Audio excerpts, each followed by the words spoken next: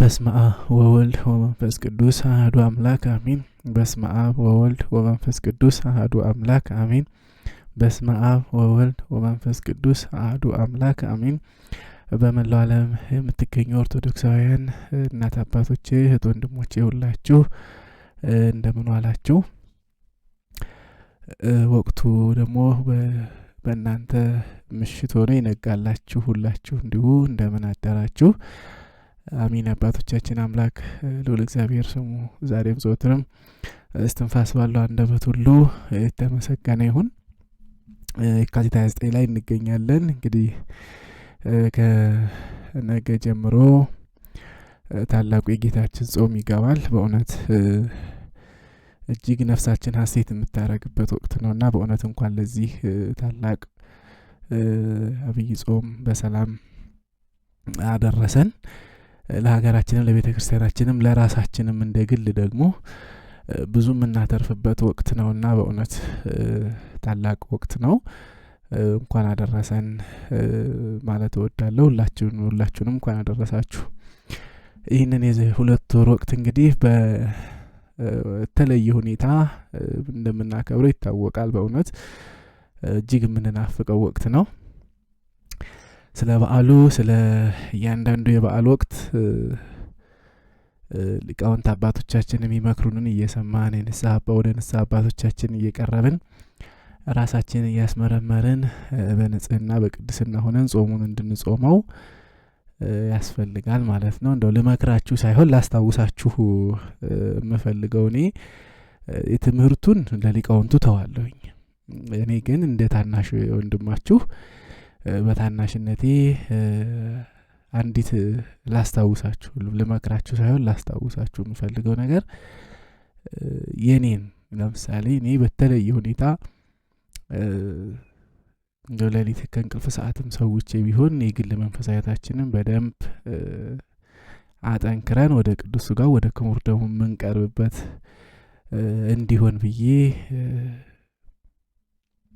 በወንድምነት እንደው ላስታውሳችሁ ፈልጋለሁ። በእውነት የትምህርቱን ጉዳይ እንዳልኳችሁ ወደ ሊቃውንቱ እንሄዳለን ለትምህርቱ። እኔ ግን እንደው ዝም ብለን ጾመን የምናልፈው እንዳይሆን ይሄ ወቅት በተለይም ራሳችንን ከዚህ ከቅዱስ ሥጋው ከክቡር ደሙ ሊከለክለን የሚችለውን ነገር ቆጥተን ንስሐ ገብተን ቀኖናችንን ፈጽመን ወደ ቅዱስ ሥጋው ወደ ክቡር ደሙ እንድንቀርብ ይችን ብቻ ነው ላስታውሳችሁ የምችለው። እኔ በጉጉት ተጠብቀዋለሁ ይሄን ለማድረግ በእርግጥ እያደረኩም ነው ያለፍኩትና ማሰሪያው በቃ ይሄ ነው። ምንም ቢጾም ቢጸለይ ቢሰገድ በቅዳሴው በማህሌቱ በሰዓታቱ እግዚአብሔር ቢመሰገን ቢመለክ ጉባኤ ቢዘረጋ መዝሙር ቢዘመር ቤተ ክርስቲያን ውስጥ ያለው አገልግሎት በሙሉ ከሊቀ ጳጳሳቱ እስከ አጻዊ ሆህት ወይም በር የሚዘጋ የሚከፍት እንግዲህ በዘመኑ ቃል መጥራት ስለሚከብደኝ ነው። ጥበቃ ከጥበቃው እስከ ፓትርያርኩ ድረስ ያለው አገልግሎት በቤተ ክርስቲያን ውስጥ የሚሰጠው አገልግሎት ማለት ነው በሙሉ ማሰሪያው እንግዲህ ቢመነኮስ በብህቱና ቢኖር በዓለም ሆኖ በሕግ ቢኖር የክርስትናው ማሰሪያው ዋናው ቅዱስ ሥጋው ክቡር ደሙ ነውና በእውነት ይሄ አምላካችንን የመድኃኒታችን ኢየሱስ ክርስቶስን ቅዱስ ሥጋውን ክቡር ደሙን ተቀብለን ለመንግስቱ የተዘጋጀን ያደርገን ዘንድ ቅዱስ ፍቃዱ ይሁንልን። ስለዚህ እና አብይ ጾም እስቲ ልቦናችን ወደዚህ አንቅተን እንጀምረው እና ወደ ነፍስ አባቶቻችን ቀረብ እያልን ይሄን ነገር ብንጀምረው የጀመርነውም ቀጥለን ብንይዘው ብዬ በታናሽ ወንድምነት አንደበቴ ጥሬን አቀርብላችኋለሁ። ማሰሪያችን እንደው ምንድነው ይሄ ነጮች የሚሉት ይሄ ፋይናል አልቲሜት ጎላችን ይሄ ስለሆነ ማለት ነው እንደው በዘመኑ አነጋገር ልግለጸው ካልተባለ። ስለዚህ ይሄን አብይ ጾም ወቅት እንደኔ እንግዲህ የጾሙን ወቅት ሊያስታውሱ የሚችሉ ከገርላቱ ከድርሳናቱ በሙሉ ከመቤታችን ተአምር የጌታችንን ተአምር ሁሉ እያየን እንቀጥላለን። ለአብይ ጾም የሚስማሙ ነገሮችን በሙሉ ላቀርብላችሁ ትናንት እንደነገርኳችሁ ቃል ገብቻለሁ። ስለዚህ እንደተለመደው እኔ አንባቢ ነኝ። ንባብ ነው ማነብላችሁ። ከዛ ያለፈ ስብ እንትን ከኔ አይጠበቅም። ስለዚህ ብዙ የቤተ ክርስቲያን ሊቃውንት የሚያስተምሩትን ትምህርት እያዳመጥን ከትምህርቱ ባሻገር ደግሞ የንባቡን ነገር እኔ እንደ አቅሜ ለማስኬድ እሞክራለሁ። ለዚህ ለአብይ ጾም ወቅት ይጠቅማሉ ብዬ የምላቸውን በሙሉ አቀርብላችኋለሁ። ለዚህም ረድኤተ እግዚአብሔር ይርዳን። እንግዲህ የአብይ ጾም ወቅት አብይ የተባለበት ምክንያት ጌታችን መድኃኒታችን አምላካችን ኢየሱስ ክርስቶስ ራሱ የጾመው ጾም ስለሆነ በቀኑ የቀኑ ቁጥር ከሌሎቹ አጽዋማትም የሚበልጥ ስለሆነ 3 ታላላቅ የሰይጣን ፈተናዎች ድል የተመቱበት ስለሆነ አብይ ጾም ተብሏል። ስስት፣ ትዕቢትና ፍቅረ ነዋይ ናቸው እነዚህ ሰይጣን ድል የተመታባቸው። እነዚህ አርእስተ ኃጣውእ ይሏቸዋል አባቶች፣ የኃጢአቶች ሁሉ ራሶች ናቸው ማለት ነው። ትዕቢት፣ ስስት፣ ፍቅረ ነዋይ ነው። እንግዲህ ሰይጣን እነዚህን 3 ነገሮች ጌታችንን አቅርቦ ሲፈትን ጌታችንም እንዲህ ተብሎ ተጠቅሷል። ለምሳሌ መዝሙር 90 ላይ የተጠቀሰውን መላእክቱን ስላንተ ያዛቸዋል፣ እግር በድንጋይ እንዳይሰናከል ይጠብቁሃል ይላል።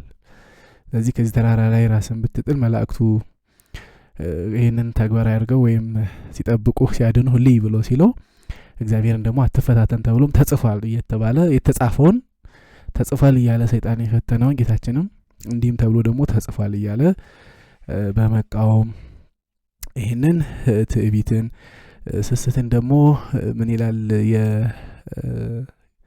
ከወንጌሉ ውጭ ያሉ የቤተ ክርስቲያናችን ድርሳናት ምን ይላሉ? ሰይጣን በቅርጫት አድርጎ ትኩስ እንፋሎቱ ምንድነው እንፋሎቱ እየወጣ ትኩሱ ሲያዩት የሚያምር ዳቦ አለ አይደል? ገና ከምጣድ የወጣ እንፋሎት ያለው እሱን የሚመስል ዳቦ ነው በቅርጫት ተሸክሞ ጌታችን እንግዲህ 40 ቀን መራቡን ሲያይ 40 ቀን 40 ሌሊት ተርቦ ተጠምቶ ባየው ሰዓት ያንን ትኩስ ዳቦ ይዞ በቅርጫት ባጠገቡ ልፍ አለ ይላል።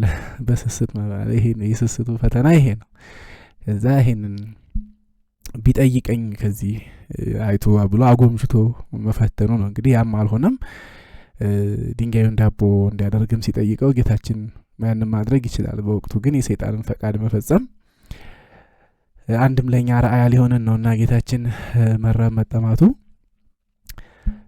ስለዚህ የሰይጣንን ፈቃድ መፈጸም እንደማይገባ ድንጋዩን ዳቦ ማድረግ ይችላል። እንኳን ራሱ ጌታችን ይቅርና እሱ የመረጣቸው ቅዱሳንም ድንጋዩን ዳቦ እያደረጉ መግበዋል። እና አቡነ ጴጥሮስ የወሎ እና አባ ሰርጸ ጴጥሮስ የጎጃሙ፣ አቡነ ግርማ ስሉስ አሁን ግርማ ስሉስ የሚባሉት የጎንጂ ቴድሮስ ያሉት ጎንጂ ቴድሮስን ገዳም ያቀኑት ታላቅ ጻድቅ ህዝቡን የገበያ መሃል ቆመው ወንጌል ይሰብካሉ። ያን የገበያተኛ ህዝብ ሲያስተምሩ ውለው ማታ የገበያው ላይ የነበሩትን ድንጋዮች እየባረኩ ዳቦ እያደረጉ ህዝቡን ይመግቡ ነበር ይላል ታሪካቸውና ወደፊት እግዚአብሔር ቢፈቅድ በበዓለ ዕረፍታቸው ገርዳቸውን እናየዋለን። ጻድቁ በምልጃቸው ከረዱን ደግሞ ወደፊት ከሚታተምላቸው ገርል ውስጥ በዚህ በገርላት ማሳተም ፕሮጀክት አማካኝነት አንዱ እሳቸው ይሆናሉ ማለት ነው። እና ድንጋዩን ዳቦ እያደረጉ ህዝቡን ይመግቡ የነበሩ ታላላቅ አባቶች አሉን። እግዚአብሔር ያደረባቸው ቅዱሳንም እንኳን ያን ማድረግ ይችላሉ፣ እንኳን ጌታችን ማለት ነው። ስለዚህ ሰይጣን ድንጋዩንም ዳቦ አድርግ ብሎ ሲጠይቀው ይህም እንግዲህ ጌታችንም የመለሰለት እናውቃለን ሁላችንም አምላክን ሰው በእንጀራ ብቻ አይኖርም በእግዚአብሔርም ቃል ጭምር እንጂ ብሎ አሳፍሮታል። ይሄ ስለዚህ የዓለምን ነገስታት ክብር ደግሞ በሌላኛው ፈተና የዓለምን ነገስታት ክብር አሳይቶ ብትሰግድልኝ ወድቃ ብትሰግድልኝ በእነዚህ ላይ ሾማለሁ ወይም የነዚህ ነገስታት ክብር ላይ እነዚህን ክብር ለአንተ አደርጋለሁ ሲል ጌታችንም ለአምላክ ብቻ ስገር ተብሎ ተጽፏል በማለት አሳፍሮታል ማለት ነው። እንግዲህ እነዚህን የሶስት አርእስተ ኃጣውእ የሚባሉትን ፈተናዎች በሙሉ ጌታችን ለኛ እንዴት ድል ማድረግ እንዳለብን የሰይጣንን ሐሳብ መቀበል እንደሌለብን ነው በእውነት ያሳየንና እነዚህ እያንዳንዳቸው አሁን በዝርዝር በጣም ይተነተናሉ። እንግዲህ የሊቃውንቱን ትምህርት መስማት ወይም የተጻፉትን ማንበብ ይጠቅማል። በእውነት እኔ አሁን ወደ እዚህኛው ወደ ትምህርቱ አላዘነብልም። ለምሳሌ ሌሎቹን እንግዲህ ከዚህ ተነስተ ሌሎቹ በሙሉ እንዴት እንደተፈተኑ ግን ማየት እንችላለን። ለምሳሌ ወደ ተራራው ጫፍ ላይ አውጥቶ መላእክት እግዚአብሔርን ስለመፈታተን ይሄ ትዕቢትን፣ ያን ትኩስ ዳቦውን አቅርቦ ስስትን፣ የዓለምን ነገስታት ክብር በማሳየት ፍቅረ ነዋይን አድርጎ አስተምሯል። እና የእነዚህን የነገስታት ክብር አሳይቶ እስቲ ብትሰግድልኝ ይህን ሁሉ እሰጥሃለሁ ብሎ ጌታችንን ከፈተነው ሌሎቹንስ በዚህ መንገድ ሰይጣን አልፈተናቸውም ወይ ብለን ብንል ፈትኗቸዋል። እነ መሐመድን እዚህ ጋር አንስተን መነጋገር እንችል ነበር። በእውነት ለጌታችን ሰይጣን ተገልጾ በዚህ መንገድ መፈተን ከቻለ ሌሎቹ እነ መሐመድን ወይም ሌሎች ሐሳዊ የሚባሉ ሰዎችንማ ምን ያህል ይፈትናቸው ይሆን በእውነት። እና በጣም በሚያስገርም ሁኔታ አሁን ወቅቱ አይደለም ለመነጋገር። በእርግጥ እንደው ዝም ብዬ ይችኛዋን ሐሳብ ሌሎቹስ እንዴት ይቀበሉታል የሚለውን ለማንሳት ያህል ግን መሐመድ ሰይጣን ተገልጾለት ሂራ በሚባል ተራራ ላይ ከመካ ወጣ ብላ የምትገኝ ተራራ ናት። በዛ በሚገኝ ዋሻ ጅብሪል ብሎ ተገልጾ እንግዲህ ስገድልኝና ብሎ ሲል አንብብ ብሎ አላቸው። ከሰማይ መዝገብ አምጥቶ ያው ቁርአኑ የሚባለው ማለት ነው። ማንበብ አልችልም አሉ። በነገራችን ላይ ኢሊትሬት ናቸው ወይም ማንበብ መጻፍ አይችሉም መሐመድና ስገድ ብሎ ሲላቸው ሰግደው ባፍና ባፍንጫ አረፋና ደም እስኪደፍቅ ድረስ መሬት ላይ አስተኝቶ አቧራው እስኪቦን ድረስ እየረገጠ በግድ ማንበብ እንዲችሉ አደረጋቸው ይላል ሐዲሱና አሁን ጌታችን እንግዲህ በጌትነቱ እነዚህን ፈተናዎች ድል አድርጎ እኛም ድል የምናደርግበትን መንገድ አሳይቶን ሄዷል። ሌሎቹስ ሰይጣን በዚህ መንገድ ሲገለጽላቸው በምን መንገድ ይቀበሉታል የሚለውን ማየት ስለሚገባ ነው። በእውነት እንደው አስባችሁታል? በእውነት ለባህሪው የማይስማማ ቢሆንም ጌታችን በፈተናዎች ወድቆ ቢሆንስ ኖሮ ብላችሁ አስባችሁ ታውቃላችሁ? ሊሆን አይችልም። በእርግጥ እንደው ፈጽሞ ሊሆን አይችልም። ይህንን ስላሰብኩም በእውነት እግዚአብሔር ይቅር ይበለኝና በአንዱ ከሶስት ፈተና እንደው በአንዱ እንኳን ሰይጣን ድል ነስቶ ቢሆን ኖሮ ብላችሁ አስባችሁ ታውቃላችሁ? ከባድ ነው አይደለም? በእኛም ላይ ሊደርስ የሚችለውን ውድቀት ከዛም በኋላ እና እንግዲህ ጌታችን በጌትነቱ በተዋህዶነቱ አምላክነትን ከሰውነት ተዋህዶ ያለ ሰውም አምላክም ነውና በእርግጥ ያ ሊሆን ሊታሰብም ከነጭራሹ ሊታሰብም አይችልም። ይቅርታ ሐሳባችሁን ወደዛ ወደ ሌላ እንትን እንዳልወስደው ግን ምንላችሁ ፈልጌ ነው። ጌታችን በጌትነቱ በሁሉን አዋቂነቱ በሁሉን ቻይነቱ በአምላክነቱ በፈጣሪነቱ ያንን ሰይጣንን ድል ነስቶ ለኛም ድል የምንነሳበትን ጸጋውንም ጥበቡንም ሰጥቶናል። ጌታችን ለስም አጠራሩ ክብር ምስጋና ይግባውና ይሄ ለሱ የቀረቡለት ፈተናዎች ሌሎቹ ጋር ሲሄድ ሰይጣን በምን መንገድ ይቋቋሙታል እነ መሐመድ ነው ጥያቄ ለማለት የፈለኩትና እነ ማሚ እንግዲህ ሰግደው ባፍና ባፍንጫቸው አረፋና ደም እስኪደፍቁ ድረስ መልአክ በዛ መንገድ ነብይነትን ሲቀባ እንግዲህ አስቡት እና ካሰገደ እነ መሐመድ ሰግደዋል። እንግዲህ በዚህ መንገድ ለሰይጣን ማለት ነው። ከሰይጣን ጋርም አብረው ይሰግዱ ነበር ይላል ሐዲሱ በሌላ መንገድ። በሌላ ቦታ ደግሞ ሰይጣን በመሐመድ አንደበት ተናግሯል ይላል እና እነዛን የተናገራቸውን የሰይጣን ቃላቶች አላህ እነሱን የሚሽር ሌላ ተለዋጭ ቃላቶች አወረደ፣ እነሱን አላህ አስወገዳቸው ይላል። እንግዲህ መጀመሪያ በመሐመድ አንደበት ሰይጣን መናገሩ ሐዲሱን ቁርአኑም ይመሰክራል። በነገራችን ላይ እዛ ውስጥ አልገባም አሁን በዝርዝር ግን በመሐመድ አንደበት ሰይጣን ከተናገረ ምን እንደሆነ እንግዲህ አስቡት። ከሰይጣንም ጋር ደግሞ አብረው ከጂኒዎች ጋርም ይሰግዱ ነበር መሐመድ ይላል ሐዲሱን ቁርአኑ። በማስረጃ መምጣት ይችላሉ። አሁን እሱ አጀንዳችን ጉዳያችን ስላልሆነ ነው። አብረው ከሰይጣንም ጋር ይሰግዱ ነበር ይላል። እንግዲህ በሂራ ተራራ ላይ ከሰገዱ ከጂኒዎች ጋር አብረው የሚሰግዱ ከሆነ በመሐመድም አንደበት ሰይጣን መናገር ከቻለ ፍሬውና መልእክቱ ወደ ዓለም የመጣው ነገር ምን ሊሆን እንደሚችል በዚሁ መገመት ነውና ጌታችን የሰጠን ጸጋ እና ሰይጣንን ድል የማድረግ ጸጋ ምን ያህል ትልቅም እንደሆነ እንድናውቀው ነው። በእውነት እሱ ድል አድርጎ እኛም ድል የምናደርግበትን ጥበብ ነው የሰጠንና ጸጋውንም ጥበቡንም ነው ጌታችን የሰጠን። እንግዲህ ሌሎቹ ደግሞ በእውነት ይህንን ከሰይጣን ግዞት እግዚአብሔር ያወጣቸው ዘንድ በእውነት በሌሎች በረት ውስጥ ስላሉ መንጋዎችም እግዚአብሔር አምላክ ያስባልና ንጹህ ልቦና ያላቸውን ነፍሳት ወደ ብርሃን መንገድ ያመጣልን ዘንድ እግዚአብሔር አምላክ ፍቃዱ ይሁንልን ነው የምንለውና ወደፊት አላቅም አንድ ቀን ወይ እንግዲህ ግንፍል ብሎ ከወጣ ይሄን ነገር በሰፊው አወጣው ይሆናልና ወደፊት እሱንም እንግዲህ ወደፊት እስቲ የሚሆነውን አናቅም።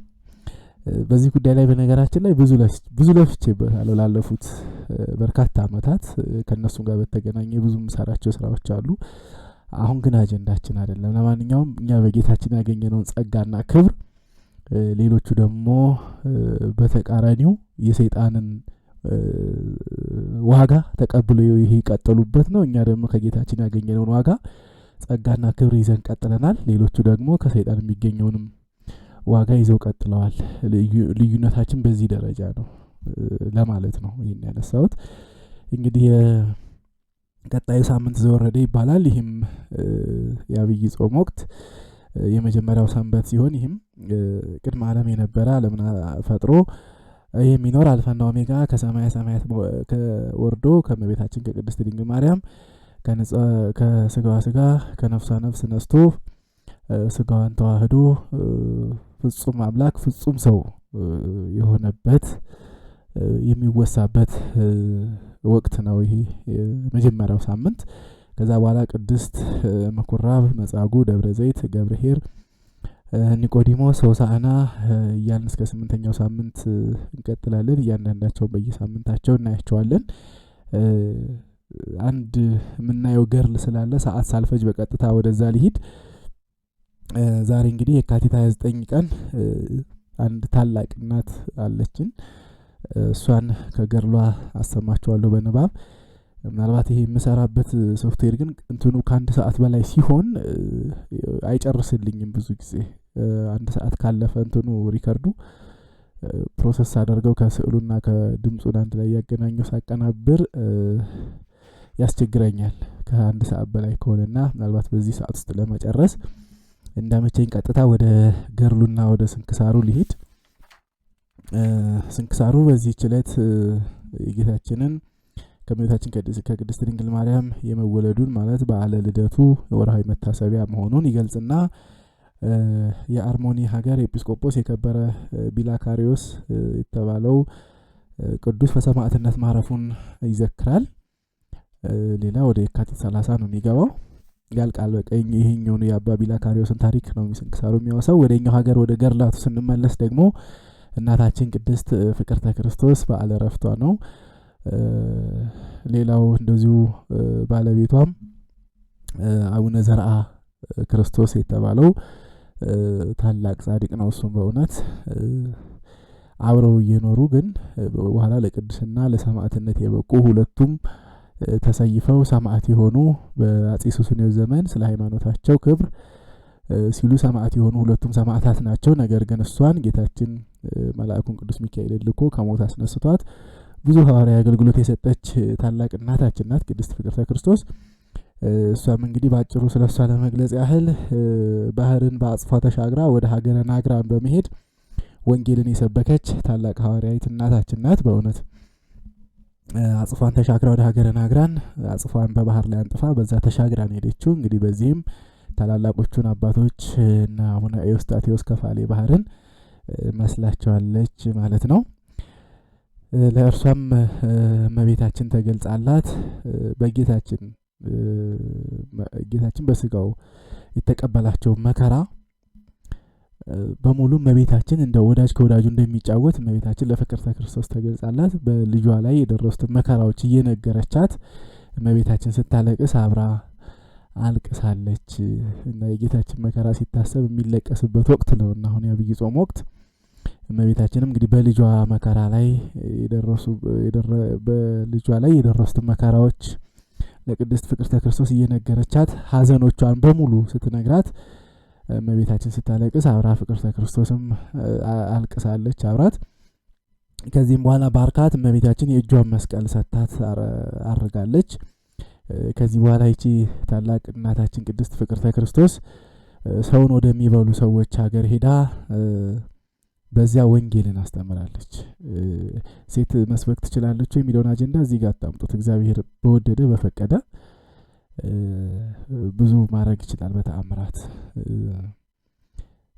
እኛ የእግዚአብሔርን የማዳን ስራና የአገልግሎቱን እኛ በምናውቃት የሆነች ጥቅስ ተነስተን በዛ ልንወስነው አንችልም። በነገራችን ላይ ክርስትና እጅግ ጥልቅ ነው።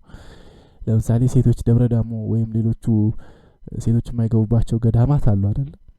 ቅድስት ፍቅርተ ክርስቶስ ግን እዛ ከታች ሆና ስትማጸን ሊቀ መላእክት ቅዱስ ሚካኤል በክንፎቹ አቅፎ ወስዶ ከላይ አውጥታት ለቤተ መቅደሱ ሰግዳ ተመልሳ ጸሎቷን ዳይቷን ደግማ ጸሎቷን ጨርሳ መልሶ መልአኩ ማንም ሳያት ታች ያደርሷታል ይላል። አሁን ይሄን ሴቶች ገዳም ወንዶች ገዳም ስለማይገቡ እንዴት ገባሽ ብለን ልንል አንችልም።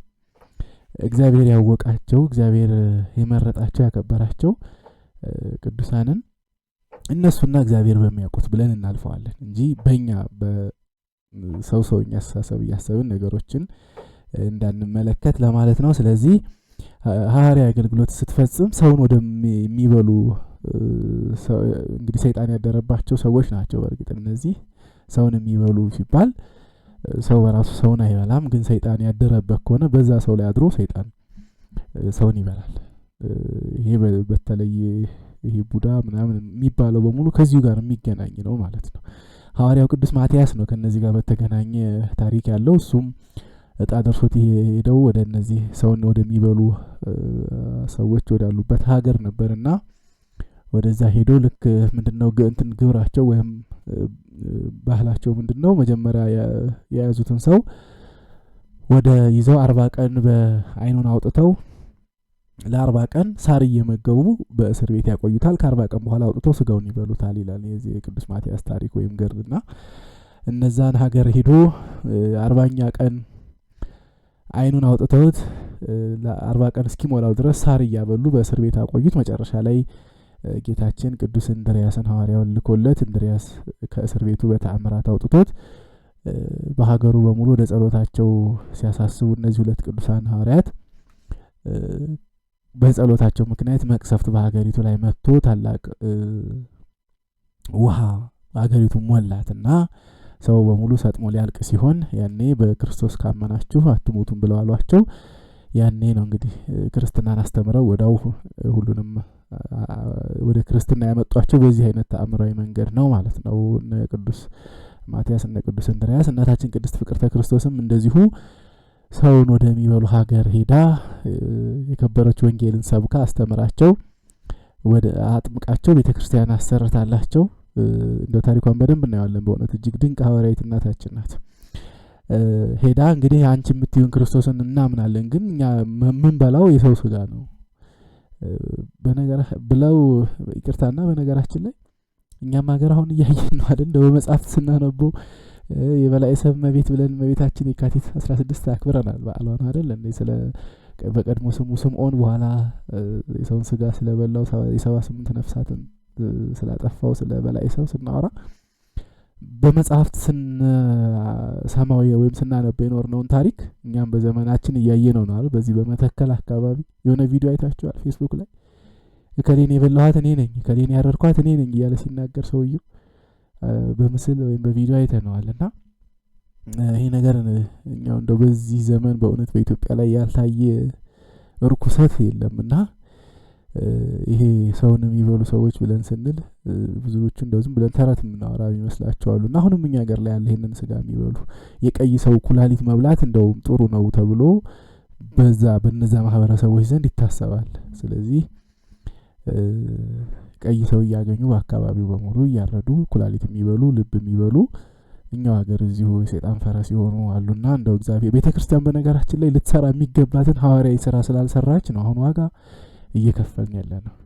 የኢትዮጵያ ቤተክርስቲያን በዓለም አቀፍ ደረጃ በአፍሪካ ደረጃ የሚጠብቋት አሉ። በነገራችን ላይ ታውቃላችሁ ምስራቅ አፍሪካ ላይ እነዚህ በነጭ አገዛዝ በባርነት ተገዝተው ሃይማኖትን በመስበክ ሰበብ ገብተው ሀገራቸውን በባርነት ይዘውባቸው ያሉ የአፍሪካ ሀገራት አብዛኛዎቹ የኢትዮጵያ ቤተክርስቲያን መታ ደርሳ አስተምራን ወደ ጽድቅ ትመልሰናለች ብለው በተስፋ ይጠብቋታል። የኛም ቤተክርስቲያን ግን የኛ ቤተክርስቲያን የት ነው ያለችው? ለራሷ መሆን አቅቷት ያለችበት ሁኔታ እናውቀዋለን። እና ቤተክርስቲያን ሐዋርያዊ አገልግሎቷን ሰርታ ቢሆን ኖሮ እዚሁ በሀገራችን ላይ እንደዚህ ሰው የሚበላ ሰው በዚህ ሰዓት እንዴት በእውነት በጣም እኮ ከባድ ነው። ምንም እንኳን ቅሎ የሰይጣን ማደሪያ ሆኖ ለዛ ነገር እንትን ቢሉም በነገራችን ላይ ብዙዎቹ የሰማዕታት ታሪክ አሁን ቅዱስ ጊዮርጊስ ደራጎኑን ገሎ ቤሪታይትን አዳናት እንላለን አይደለም። ብዙዎቹ ገድላት ላይ ስናይ ሰይጣን ነው የሚያድርባቸው እንጂ እንደዚህ አይነት ፍጥረታት ራሳቸው በራሳቸው ሰውን የሚበሉ ሆኖ አይደለም። ግን ሰይጣን በእነሱ ላይ ያድርና ነፍሳትን ይበላል። ብዙዎቹ ገድላት ላይ እንደዛ ነው። እስቲ ወደ ትግራይ አካባቢ በዚህ በሰሜኑ ክፍል ያሉ ታላላቅ ገዳማት ላይ ያሉ ስዕላት ቅዱሳት ስዕላትን ስታዩ የደራጎኑ ላይ ሰይጣን ተቀምጦበት እንደዚህ ሶስት እንደ ሐመሮህ አይነት ቅርጽ ያለው ጦር ይዞ የደራጎኑ ላይ ተቀምጦ ይስሉታል አባቶች። በጣም ለታሪክ ጥንቃቄ ስለሚያደርጉ አባቶቻችን ይሄንን በትክክል አስቀምጠውታል። የቅዱስ ጊዮርጊስን ስዕል በአብዛኛው በሰሜኑ ክፍል ደራጎኑ ላይ ሰይጣን ተቀምጦ ነው የሚስሉት እና በእነዚህ ብዙ ገድላት ላይ ልዩ ፍጥረታት አውሬዎችን ተጠቅሰው እናገኛቸዋለን። ወይም ዘንዶ ቁመቱ በጣም ረዥም የሆነ ይሄን ያህል ክንድ ሆኖ ርዝመቱ ይሄን ያህል ሆኖ እየተባለ በእነ አቡነ ተክለ ሃይማኖት ገድል ላይ በእነ አቡነ ዜና ማርቆስ በጣና ላይ ያሉት እና አቡነ ዘዮሐንስ ላይ እንዲህ አይነት ልዩ ፍጥረት ያላቸው እንትኖች ዘንዶ ወይም ሌላ ፍጥረታት ስናይ በእነሱ አድሮ ነፍሳትን የሚበላ ራሱ ዲያብሎስና ጭፍሮቹ እንደሆኑ ልናምን ይገባናል። እነዚህ ሰዎችም እነዚህ በላይ ሰብ የሚባሉ ሰዎችም የእሱ መጠቀሚያ ናቸው። በሀገራችንም ይሄ ቡዳ ምንድነው አይን በአይን ሰው የሚበሉ የሚባሉት በሙሉ ራሳቸውን ለሰይጣን ተገዥ ያደረጉ ሰዎች ናቸውና ሰይጣን በእነሱ አድሮ ሰዎችን ይጎዳል። ይሄ እውነት ነው። ነፍሳትንም ስጋቸውን የሚበላ ይሄው ነው። ስጋቸውን በመቃብር እየተቆራኘ ነፍሳቸውን በሲኦል የሚያግዝ ክፉ አገዛዝ ክፉ ገዢ በእውነትና እሱ ያደረባቸው ሰዎች ናቸው እንግዲህ ለዚህ ነገር ክፍት የሆኑት። ለማንኛውም እናታችን ቅድስት ክርስቶስ ሰምራ ወደ እነዚህ ሰውን ወደሚበሉ ሰዎች ሀገር ሄዳ ስታስተምራቸው አንቺ ባልሽው አምላክ እናምናለን፣ ነገር ግን እኛ ምን በላው ሰው ነበረና አሁን አንቺ ካልሽን በክርስትና አምነን ሰው መብላታችንን ስንተው ምን እንበላለን ብለው ሲጠይቋት ለስንቋ ከተከታይ መነኮሳት ጋራ ይዛ የነበረውን ጥራጥሬ ይዛ ስንዴ እና ሌሎችም ጥራጥሬዎችን ይዛ ይሄንን ነው የምትበሉት ብላ እለቱን አርሳ እለቱን ዘርታ እለቱን አብቅላ እለቱን አጭዳ እለቱን ፈጭታው ለምግብነት አብቅታ በተአምራት ማለት ነው። ተመልከቱ። ለምግብነት አብቅታ እለቱን እንግዲህ ይሄን ሁሉ እንግዲህ የዘራችሁ ያጨደችሁ ያበቀለችው የፈጨችው ለምግብነት ያደረሰችው እለቷን በአንድ ቀን ከዛ በኋላ ምግብ ሰርታ ስትአቀምሳቸው እንደማር ጣፈጣቸው ያ ምግብ ይላልና እንዲህ ያረጋችሁ ተመገቡ፣ የሰው ስጋ መብላት የሰይጣን ስራ ነው ብላ አስተምራ በካህናት እንዲጠመቁ ካደረገቻቸው በኋላ እናንተም እንዲህ አድርጉ ብላ አሰራሩን ይሄን የግብርናውን ስራውን በሙሉ አሳይታቸው 6 ቤተ ክርስቲያን በሀገራቸው ላይ አሰርታላቸው ቅዱስ ወንጌልን፣ ስንክሳሩን፣ ሃይማኖተ አበውን፣ መጽሐፈ ግንዘትን፣ መዝሙረ ዳዊትን፣ አርጋኖንን እነዚህ መጽሐፍት በእጇ ጽፋ ተመልከቱ ምን ያህል ትልቅ ሐዋርያዊት እናታችን እንደሆነችና እነዚህ ሁሉ ቅዱሳት መጽሐፍት በእጇ ጽፋ 6 ቤተክርስቲያን ሰርታላቸው በግብርና ስራ የሚተዳደሩበትን መንገድ አሳይታቸው ቤተክርስቲያን አሰርታ አገልጋዮችን እንዲሾሙ ካደረገችላቸው ካስጠመቀቻቸው በኋላ ሐዋርያዊ አገልግሎቷን በዚህ ፈጽማ ወደ ሌላ ቦታ ሄዳ ሌላ እንዲሁ ሐዋርያዊ አገልግሎቷን ፈጽማለች ማለት ነው። እንግዲህ ሙታንን እያስነሳች ሃይማኖትን ክዶ የነበረውን አጼ ሱስንዮስን ሙታንን ጭምር እያስነሳች ታስመሰክርለት ነበረ። ሙታን ሁሉ እንዲመሰክሩለት ታረግ ነበር። ሙታን አስነስታ በመላክ እውነተኛው ሃይማኖት ኦርቶዶክስ ተዋህዶ መሆኑን ስታስመሰክርለት ነበረ።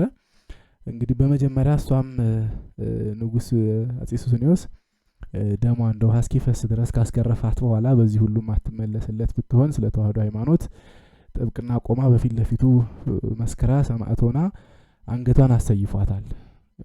ከዛ በኋላ ቅድም እንዳልኳችሁ ሊቀ መላእክት ቅዱስ ሚካኤል ልኮት ነፍሷ ወደ ስጋዋ ተመልሳ ከሞት ተነስታ እንደገና ይህንን ለሐዋርያዊ አገልግሎት የፈጸመች እጅግ የከበረች ታላቅ እናታችን ናት። በእውነት ይቺ እናት ዛሬ እረፍቷ ነው።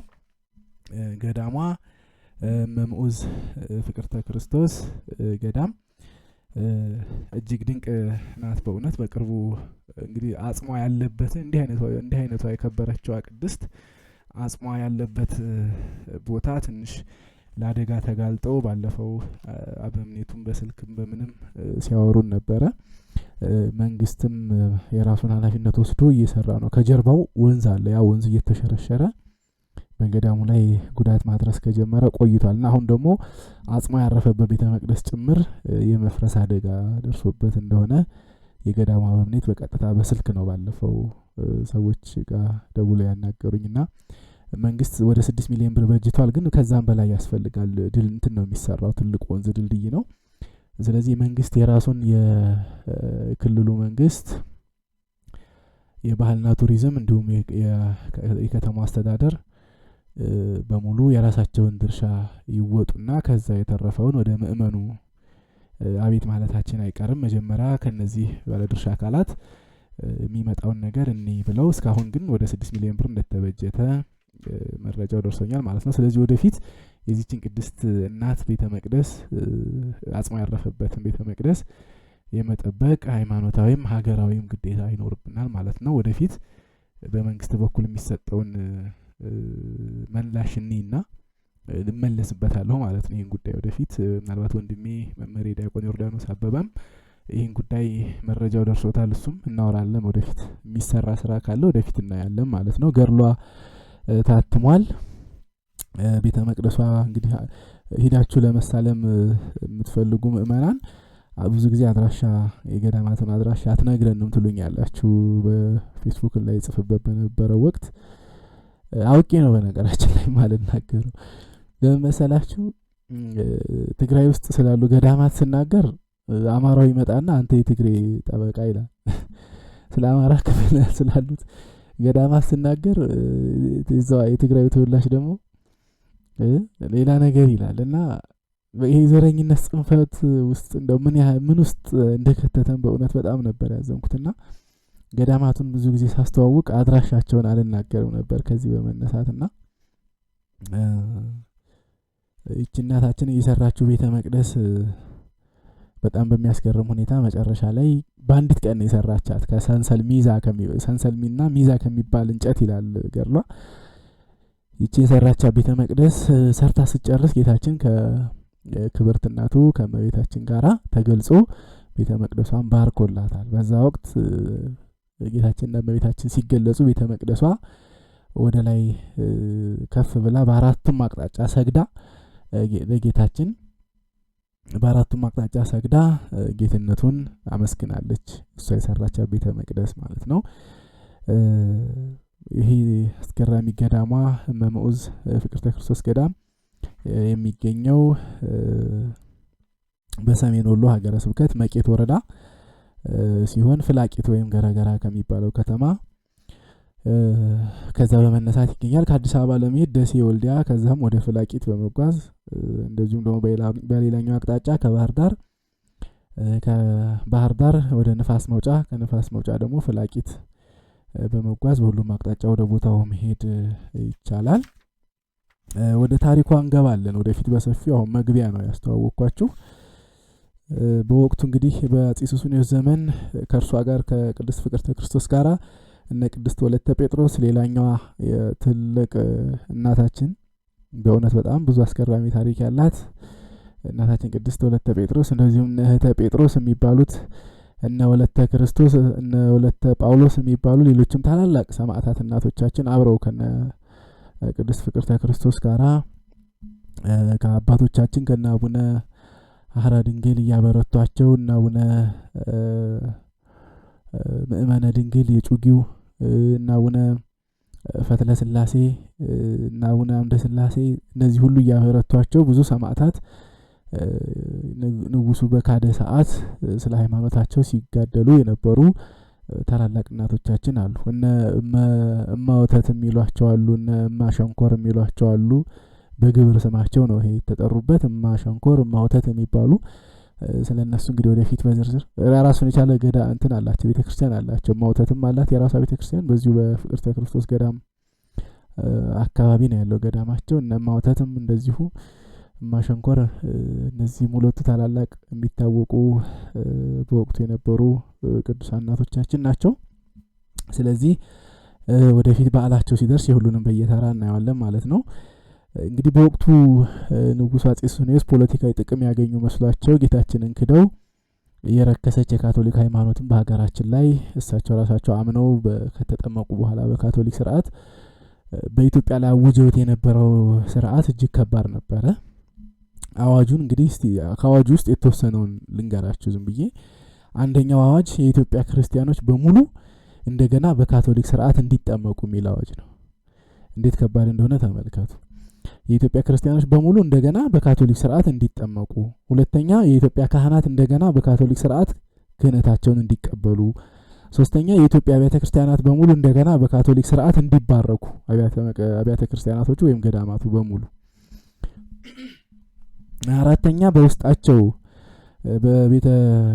በአብያተ ክርስቲያናቱ ወይም በገዳማቱ ውስጥ ያሉት ኦርቶዶክሳውያን ስዕላት በሙሉ እየተነሱ በሮማውያን ወይም በካቶሊክ ስርዓት መሰረት የተቀረጸ ምስል እንዲቆም፣ ስዕላት እንዲወገዱ የሚል ነበር። አምስተኛው አዋጅ የካቶሊክ ቅዳሴንና የቀን መቁጠሪያ ወይም የኢትዮጵያን ባህረ ሐሳብ ትተን የራሳችን የቀን አቆጣጠር ትተን የሮማውያንን እንድንቀበል እና የቅዳሴ ስርዓቱን በእነሱ መሰረት እንዲሆን፣ የጾም ወቅቱ ሮብና አርብ ቀርቶ ቅዳሜ እንዲጾም የሚያዝ ነበረ።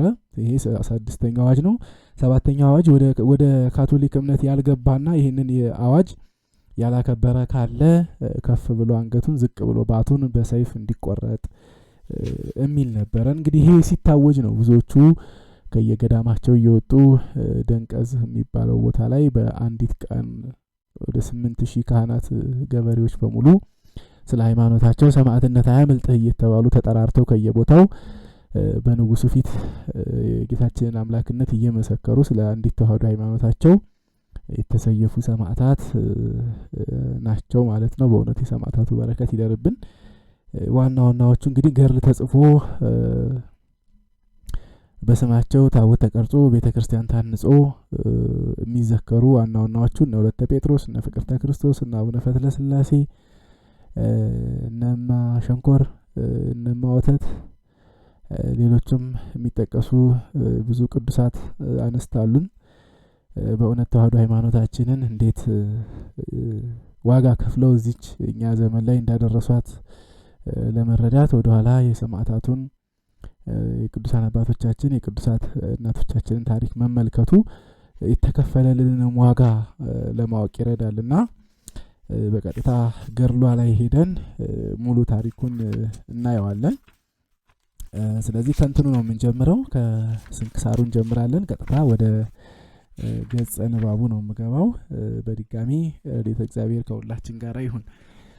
አንድ አምላክ በሆነ በአብ በወልድ በመንፈስ ቅዱስ ስም የካቲት 29 ቀን በዚህች ዕለት ከእመቤታችን ከቅድስት ድንግል ማርያም በስጋ ለመወለዱ ለክብር ባለቤት ለጌታችን ለኢየሱስ ክርስቶስ የልደቱ በዓል መታሰቢያ ነው። ከቸር አባቱ ይቅር ባይ ከሆነ መንፈስ ቅዱስ ጋራ ለእርሱ ክብር ምስጋና ይሁን ዛሬም ዘወትርም ለዘላለሙ አሚን።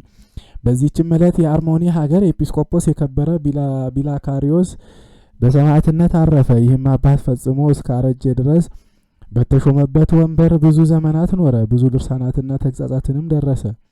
እነዚህም ስለ ከበረች የልደት በዓልና ስለ እመቤታችን ቅድስት ድንግል ማርያም ስለ ሞትና ስለ መቃብር በኃጥአንም ላይ ስለሚደርስባቸው ስቃይ ስለ መድኃኒታችንም የረቀቀ ጥበብ ስለ ከበሩ በዓላትም ናቸው።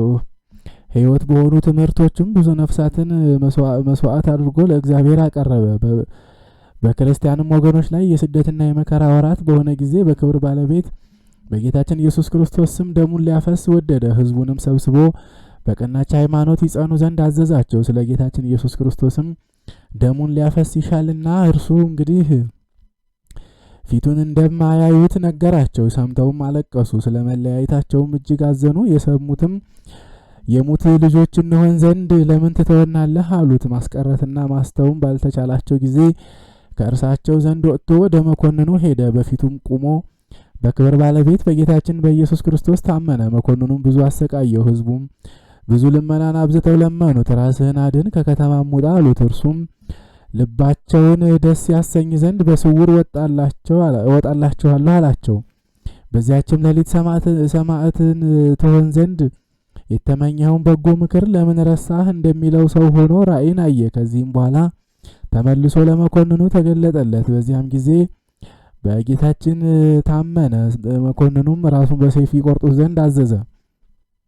እንደ መኮንኑም እንዳዘዘው ራሱን በሰይፍ ቆረጡትና የሰማዕትነትን አክሊል በመንግስተ ሰማያት ተቀበለ። ስጋውንም ምእመናን አንስተው ወሰዱት። ለኤጲስቆጶሳትም እንደሚገባ አክብረው ገንዘው በመቃብር አኖሩት። ለእግዚአብሔር ምስጋና ይሁን፣ እኛንም በጸሎቱ ይማረን፣ በረከቱም ከኛ ጋር ትኑር ዛሬም ዘወትርም ለዘላለሙ አሚን። አንድ አምላክ በሚሆን በአብ በወልድ በመንፈስ ቅዱስም በጌታችን በኢየሱስ ክርስቶስ አጋዥነት እንጀምራለን። ሶስት አካል ሶስት ገጻት ሶስት አስማት ያለው ልዩ ሶስት በሚሆን በአብ በወልድ በመንፈስ ቅዱስም ከባህሪው የማይለይ ገናነቱ የማይገኝ ከዓለም በፊት በሶስትነት በአንድነት ያለ የማይበዛ የማይጨመር በዙፋኑ የተቀመጠ በእኩልነት በአንድ አገዛዝ በአንድ ትእዛዝ በአንድ ምክር በስልጣን የተካከለ የቸርነቱ ፈሳሽነት በየሰዓቱ የማይደርቅ ያኳኋኑ መጀመሪያው ጽብ ድንቅ ነው። ዓለምን ፈጥሮ ፍርዱን አጸና። አንዱ ፍጥረት ከጎኑ የወጣች ሔዋንን ተመስሎ በመጣ በጠላቱ ምክር ትእዛዙን አፈረሰ። እሱም ጥፋቱን አውቆ በፊቱ አለቀሰ። በዘመኑም ተስፋ ሰጠው። በኋለኛው ዘመን ከእርሱ የተወለደ አንድ ልጁን ልኮ አዳነው። ከአባቱ እቅፍ ሳይለይ ስጋን ተዋህዶ ሰው ሆኖ አዳነው። እርሱም በባህሪ ከአባቱ ጋር የተካከለ ነው። ታሞ ሞተ። አዳምን ከሲኦል አውጥቶ በደሙ ዋጅቶ ወደ ገነት ተድላ ገባው። ከሙታን ተነስቶ በ40ኛው ቀን ወደ አባቱ ወደ ሰማይ አረገ። ባረገም በ10ኛው ቀን መንፈስ ቅዱስ ልኮ ሐዋርያቱን በየሀገሩ ቋንቋ በጳርቴና በሜድ በኤላሚጴ በእነዚህም ቋንቋ አናገራቸው። ጌታችን ኢየሱስ ክርስቶስ ከእመቤታችን ከቅድስት ድንግል ማርያም ሰው መሆኑን ቅዱስ ሥጋውና ክቡር ደሙን እንደሰጠን አስተማሩ። ዳግመኛም በክብር ስልጣን ከእልፍ አላፍ የብዙ ከሚሆኑ መላእክት ጋራ ሔዋንንና ሙታንን በየወገኑ ይገዛ ዘንድ ይመጣል። እንዲህ ላለ አምላክ አምነን እየሰገድን የሕያው እግዚአብሔር ወዳጆች ከሆኑት ከአባቷ አብራክ ከእናቷ ማኅፀን የተመረጠች የዚችን የክብርት እናታችን የፍቅርተ ክርስቶስን ገድል ማንበብ እንጀምራለን። በዚህ ዓለም የሚመስላት የለም። በሴቶች ላይ ያለ የተፈጥሮ ጠባይ የለባትም። የኃጢአት ርሳትም አልቀረባትም። እንደ ሴቶችም ሁሉ ኃጢአት የለባትም። ሐሳቧ ሁሉ በክርስቶስ የፍቅር ጦር የተነደፈ ነው እንጂ እስከ ዘላለሙ ድረስ ለፍጥረት ሁሉ የምህረት ቃል ኪዳን የተቀበለች ይህችን ቅድስት እናታችን ፍቅርተ ክርስቶስን ከአንዲት ከእመቤታችን በስተቀር ከሴቶች የተወለደ የሚበልጣት የለም። አባታችን፣ ወንድሞቻችን፣ እናቶቻችን፣ እህቶቻችን ሁላችሁ የክርስቲያን ወገኖች ሁሉ ብጽዕትና ቅድስት የሆነች የፍቅርተ ክርስቶስን ገድልና ዜና ስሙ። አሁንም በእዝነ ልቦናችሁ ስሙ፣ አድምጡ። ብጽዕትና ክብርት የምትሆን የዚችን የቅድስት ፍቅርተ ክርስቶስን በዓል ለማክበር የተሰበሰባችሁ የክርስቲያን ወገኖች እመቤታችን ከሆነች ከእናቱ ከድንግል ማርያም ጋር የኢየሱስ ክርስቶስ ወዳጅ በምትሆን በተመረጠች ቅድስትና ክብርት ብጽዕት እናታችን ቅድስት ፍቅርተ ክርስቶስ የፍቅር ሰንሰለት የታሰራችሁ እግዚአብሔር ይባርካችሁ። የእናታችን የፍቅርተ ክርስቶስን ገድል ለመስማት አይነ ልቦናችሁን ያብራላችሁ። ደራ በሚባል ሀገር ስሙ ላባ የተባለ አንድ ደግ ሰው ነበረ። የሚስቱም ስም ወንጌላዊት ትባል ነበረ። እነርሱም እግዚአብሔርን የሚፈሩ በጻድቃን መንገድ በእግዚአብሔር ሕግ ጸንተው ይኖራሉ። እርሱም አባቷ ላባ እንደ አብርሃም ደግ ነበረ። እርሷም ሚስቱ ወንጌላዊት እንደ ሳራ የተመረጠች እመቤታችን ቅድስት ድንግል ማርያምን እንደወለደች እንደ ሐናና እንደ ኢያቄም በትህትና በፍርሃት ሁለታቸው በእግዚአብሔር ትእዛዝ ይሄዱ ነበረ። ቤተሰቦቿም ከኃያላን ወገን የከበሩና በቅድስና በንጽህና እጅግ ያማሩ ነበሩ። በጾም በጸሎት በስግደት በትምህርት ሁሉን ነገር የዓለምን ነገር በመተው ጸንተው ይኖራሉ። ስለዚህ ልዑል እግዚአብሔር በሥራቸው ሁሉ አከበራቸው፣ ከፍ ከፍም አደረጋቸው። በየቀኑ ለድሆችና ለጦም አዳሪዎች ብዙ ምጽዋትን ይሰጣሉ። የቀናቸውን የቅዱሳን ሐዋርያትን ሃይማኖት ይጠብቃሉ። ነገር ግን ልጅ ስለሌላቸው ስለዚህ ነገር እጅግ ያዝናሉ። ወንድ ልጅ ሴት ልጅም ስለሌላቸው ወደ እግዚአብሔር ይለምናሉ። እነርሱም ብዙ ገንዘብ እያመጡ ለቤተ ክርስቲያን አማሃ ያስገባሉ። ለጻድቃን ለሰማዕታት መታሰቢያቸውን ዝክራቸውን ያደርጋሉ። የጌታችን የኢየሱስ ክርስቶስንና የክብርት እመቤታችን የቅድስት ድንግል ማርያምን የቅዱስ ሚካኤልና የቅዱስ ገብርኤልን የሁሉንም ቅዱሳን በዓላት ያከብራሉ። ይልቁንም እነዚህ ወላጆቿ እመቤታችን ቃል ኪዳን በተቀበለችበት በየካቲት 16 ቀን ብዙ ምጽዋት ያደርጋሉ። ለተራበ ያበላሉ፣ ለተጠማ ያጠጣሉ። ከዚህ በኋላ የእግዚአብሔር መልአክ በአንዲት ዕለት ተገልጦላቸው ጩኸታቸው ወደ እግዚአብሔር ደርሷልና ደስ ይበላችሁ አላቸው። ከእናንተም እንደ አርኒና እንደ በርባራ እንደ ኢላሪያ እንደ ሲናሲርና እንደ ኢዮጵራክሲያ በሰራዋ ያማረች ሃይማኖቷ የቀናች የተባረከች ልጅ ትወልዳላችሁ አላቸው። ለስም አጠራሯም እስከ ዓለም ዳርቻ ድረስ ይነገራል። ለቀናች ሃይማኖቷም ብዙ ተጋድሎ ታደርጋለች። ሰው ሁሉ በእርሷ ጸሎትና ምልጃ ይድናል። ይህችን ብሩክት እግዚአብሔር የሚወዳት የማኅፀን ፍሬ ናት። ጠቢቡ ሰለሞን እንዲህ ብሎ እንደተናገረ የጻድቃን ዘር ግን ይድናል እንዳለ፣ ይህንንም ተናግሮ ያ የብስራት መልአክ ሄዶ ተሰወረ። ከጥቂት ቀንም በኋላ ሚያዝያ 4 ቀን ወንጌላዊት ጸነሰች። በጽንሷም ጊዜ በየዕለቱ 12 ጊዜ ትሰግዳለች። እንደ አስለመደችውም የዳዊትን መዝሙርና ልዩ ልዩ ጸሎትን ትጸልያለች። ከዚህም በኋላ የመውለጃዋ ወራት ደረሰና ካህናት የክርስቶስን ቅዱስ ሥጋውና ክቡር ደሙን ይዘው ከቤተ ክርስቲያን ገብተው ቀድሰው ድርገት ሲወርድ በቁርባን ጊዜ ፊቷ ደስ የሚያሰኝ ደምግባቷ ያማረች ልጅ ታኅሳስ 29 ቀን ተወለደች። ይህችም እናት ከቅድስት ከእናቷ ማኅፀን በተወለደች ጊዜ ጽንሷን ከአባ ሙሴ ጽንስ ጋራ ልደቷም ከክርስቶስ ልደት ጋራ እንደተባበረ የሚያስደንቅ ነው። እርሷም እስከ ዘላለሙ ድረስ ወዳጁ ናትና። ይህችም ቅድስት በሕይወት ዘመኗ ሁሉ ፈጽማ ፈቃዱን ትፈጽማለች። በተወለደች ጊዜም በእግሯ ቆማ በማህያዊ ቸርነትህ ከጨለማ ወደ ብርሃን ላወጣኸኝ ለአብ ለወልድ ለመንፈስ ቅዱስ ምስጋና ይገባል ብላ መሰገነች። ከዚህም በኋላ 3 ጊዜ ምስጋና ቀረበች። ከሕፃናትና ጡት ከሚጠቡ ልጆች አፍ ምስጋና አዘጋጀህ እንዳለ ይህንን ድንቅ ተአምር ያዩና የሰሙ ሰዎችም ሁሉ አደነቁ።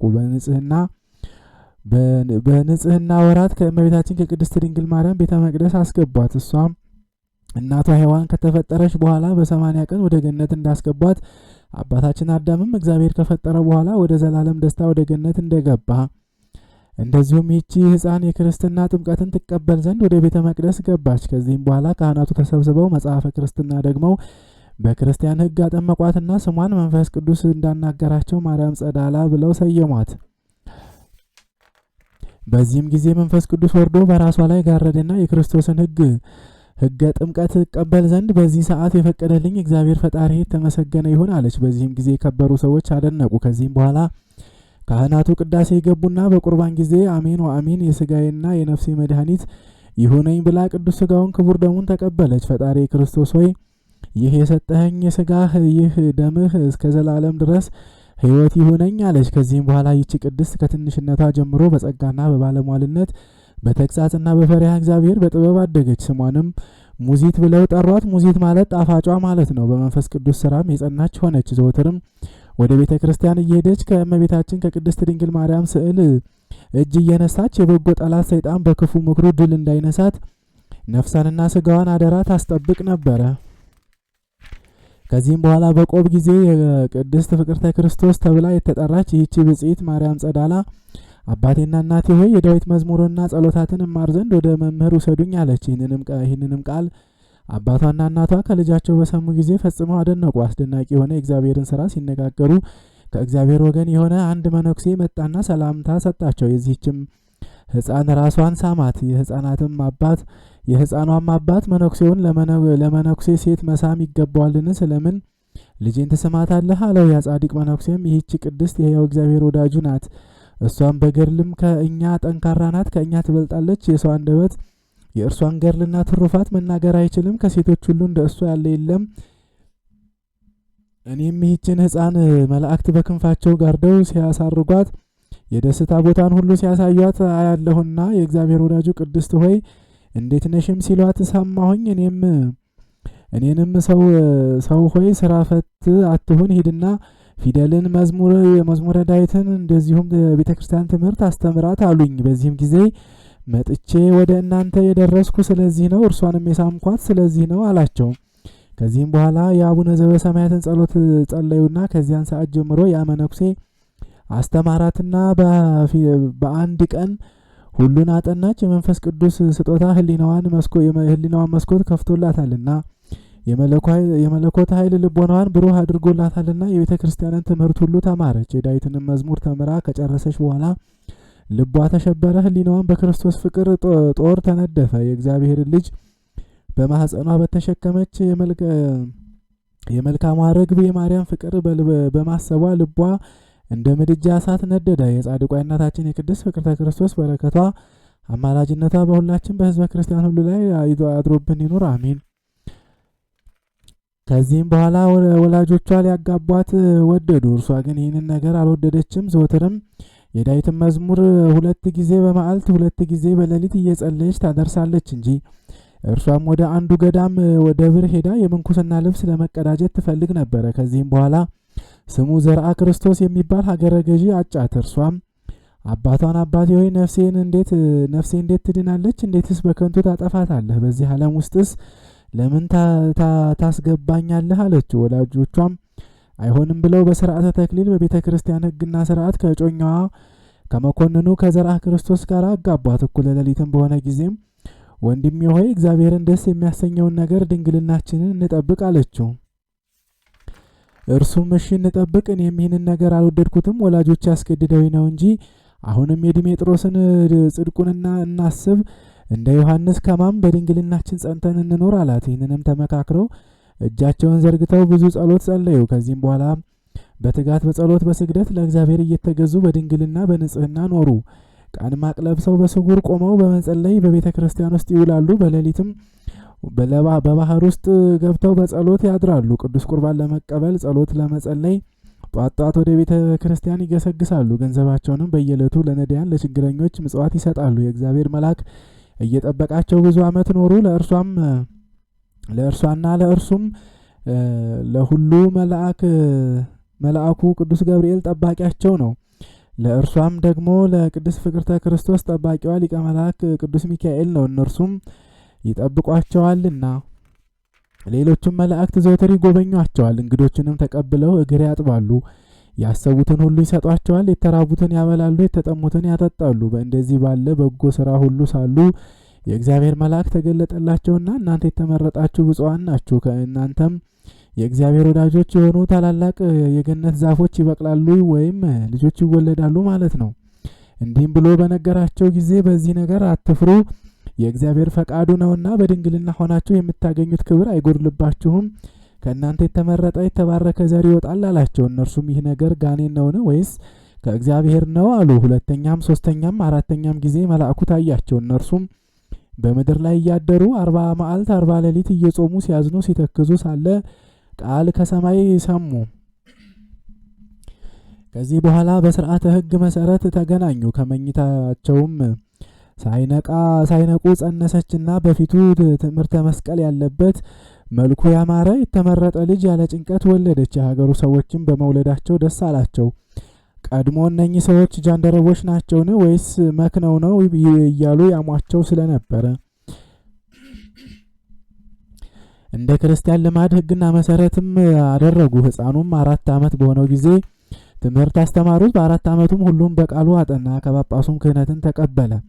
በአንድ ቀን ቆሞ ሲጸልይ በ7 ዓመቱ መልአክ ታየውና ወደ ገነት አውጥቶ የሰማያትን ምስጢር ሁሉ ተመለከተ። መልአኩንም በኢያኤል በብርሰባሄል በእዝራኤል በእግዚአብሔር ስሞች አማጽኛለሁና ወደዚህ ወደ ከፋው ዓለም አትመልሰኝ ብሎ ተማጸነው። በዚያን ጊዜም መልአኩ ብሔረ ሕያዋን ወስዶ አስቀመጠው፣ ወደ አውክያኖስም ጨመረው። አሁንም ሰውን ክቡር ልዑል እንዳደረገው የእግዚአብሔርን ፍቅሩን ተመልከቱ። የተመረጡ ጻድቃኑን ምን ያህል እንደሚወዳቸው በዚህ ዓለምም እንደሚጠብቃቸው ደስ የሚያሰኛቸው እርሱ ነውና በሚመጣውም ዓለም ገነተ ተድላን መንግስተ ሰማያትን ያወርሳቸዋልና እነርሱን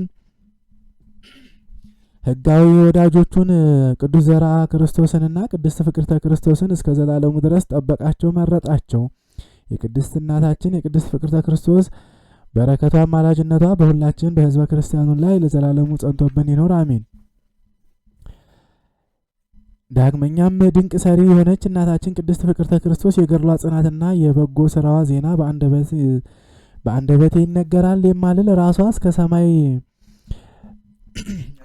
ሰማይ የሚደርስ ረዥም የዝግባ ዛፍ ቅጠሏ የማይረግፍ ስሮቿ ከወንዝ በታች ቅርንጫፎቿ እስከ ባህር ድረስ የተንሳፈፈ ነው። ወደ ቀደመው ነገር እንመለስና አባቶችና ወንድሞቼ እህቶቼ ሁላችሁ በኋላ የሆነውን ነገር ስሙ። ጻድቃን ቅዱስ ዘርአ ክርስቶስና ቅድስት ፍቅርተ ክርስቶስ በዘመናቸው ወደ እግዚአብሔር ዘወትር ይጸልዩና ይማልዱ ነበረ። ስለ ክርስቶስም ስም ደማቸውን ለማፍሰስ ወደዱ። ስለዚህም ነገር እጅግ ሲያዝኑ ጩኸታቸው ወደ እግዚአብሔር ደረሰ። በዚያን ጊዜም በኢትዮጵያ ሀገር በየአውራጃው ሁሉ ሰይጣን የአውሎ ነፋስ ሞገድ በሃይማኖት ምክንያት ታላቅ ጸብ፣ ክርክር ሆነ። በዚያም ዘመን ስሙ አቡነ ማርቆስ የሚባል ጳጳስ ነበረ። እርሱም በሃይማኖት የቀና እንደ በረሃ አንበሳ በድንቅ ጸሎቱ የታመነ ነው። በዚያም ጊዜ በመካከላቸው ከኢትዮጵያዊ ንጉሥ ጋራ ከባድ ክርክር ሆነ። የእርሱን ሕዝብ ሁሉ ሰብስቦ በክህደትና በኑፋቄ ነፋስ በሃይማኖት የታነጸ ልቦና ምሰሷቸው እንዳይናወጥ አወገዘ። ከዚህም በኋላ ወንዶችም ሴቶችም ሁሉ በጳጳሱ ቃል አንድ ላይ ሆነው የቅዱሳን ሐዋርያት ወንድም ከሆነ ከመንፈሳዊ አባታቸው ከአቡነ ማርቆስ ጋር ንጉሱን ተጣሉት፣ አወገዙት። ከዚህም በኋላ ወደ ንጉሱ ገብተው ሰይጣናዊ በሆነ ሃይማኖትህ አናምንም፣ ጌታችንም አንክድም አሉት። ይህንንም ባይሆን መንግስትህ ይገለበጣል፣ አይጸናም። አንተ ንጉስ እንጂ መምህር አይደለህምና ክህደትን ተውና ሃይማኖትህን እናስተምርህ አሉት። ንጉሱም ተቆጣና ሃይማኖታቸውን ስላልካዱ ያስሯቸው ዘንድ አዘዘ። ከዚህም በኋላ መልአከ እግዚአብሔር ለቅድስት ፍቅርተ ክርስቶስና ለቅዱስ ዘርአ ክርስቶስ ታያቸውና ስለ ቀናች ሃይማኖት መከር እነሆ ደርሷልና ደማቸውን አፍስሱ፣ አትፍሩ፣ አትደንግጡ አላቸው። ይህንንም ሰምተው ተመልክተው ሳለ እነርሱ በቀናች ሃይማኖት የጸኑ እንደሆኑ ንጉሱ ሰማ። ከዚህም በኋላ የእኔን ሃይማኖት አንቀበልም ብላችሁ አመጻችሁን ብሎ ወደ እነርሱ መልእክተኞችን ላከ። በዚያን ጊዜም በታላቁ ጣና ባህር መካከል ቆመው እህል ምንም ሳይቀምሱ ወደ ውጭ ሳይወጡ 40 መዓልትና 40 ሌሊት ጸለዩ። ጾማቸውንም ከጨረሱ በኋላ ሁለተኛ የእግዚአብሔር መልአክ በሰማይ በፈጣሪያቸው የሚሰጣቸውን ብዙ ክብር የሚገኝበትን ምስራች ነግሮ በመንግስተ ሰማያት የሰማዕትነት አክሊል ትቀዳጃላችሁና ፈጥናችሁ ወደ ከተማ ሂዱ አላቸው። ይህንንም ሰምተው ከወንዝ ወጥተው ወደ ቦታቸው ሄዱ። የበጎ ጠላት የሆነ የስራቸውን ደግነት የሃይማኖታቸውን ጽናት አይቶ በእነሱ ላይ ቀናና በአንድ ሰው ላይ አድሮ ተነስቶ ወደ ንጉሱ ሄዶ አንተን ከሚስቱ ጋራ የሚጠላ ለመንግስት ክብር የማይገዛ በትዕቢትም አንተን የሚዘልፍ ከጠላቶችም ጋራ የሚማከር አንድ ሀገረ ገዢ አለ፣ ስሙም ዘርአ ክርስቶስ ይባላል ብሎ ከንጉሱ ጋራ አጣላው።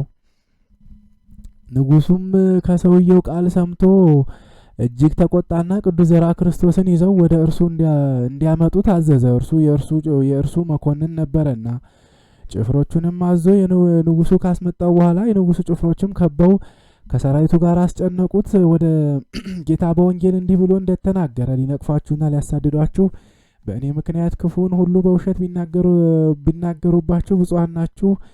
በዚህም ጊዜ ደስ ይበላችሁ፣ ዋጋችሁ በሰማያት ታላቅ ነውና ብሎ በማቴዎስ 10:28 ላይ እንደተናገረ ስጋንም የሚገድሉትን ነፍስን ግን መግደል የማይቻላቸውን አትፍሩ፣ ይልቅም ነፍስንም ስጋንም በገሃነም ሊያጠፋ የሚችለውን እግዚአብሔርን ፍሩ ብሎ በማቴዎስ ወንጌል ላይ እንደተናገረ በሰው ፊት የሚመሰክርልኝን ሁሉ እኔም ደግሞ በአባቴ ፊት እመሰክርለታለሁ ብሎ እንደተናገረ ይህንንም ሁሉ ከዚህ በኋላ ሃይማኖትን የቀና ዘርአ ክርስቶስ በሰማይ የሰማዕትነትን አክሊል ለመቀበል እጅግ ደስ እያለው ወጣ። በሃይማኖት የሚጋደል ቢኖር እኔን ይከተለኝ፣ መስቀሉንም የማይዝ በኋላ የማይከተለኝ ለእኔ ሊሆን አይገባውም፣ ሊያገለግለኝም አይችልም እንዳለ ጌታ።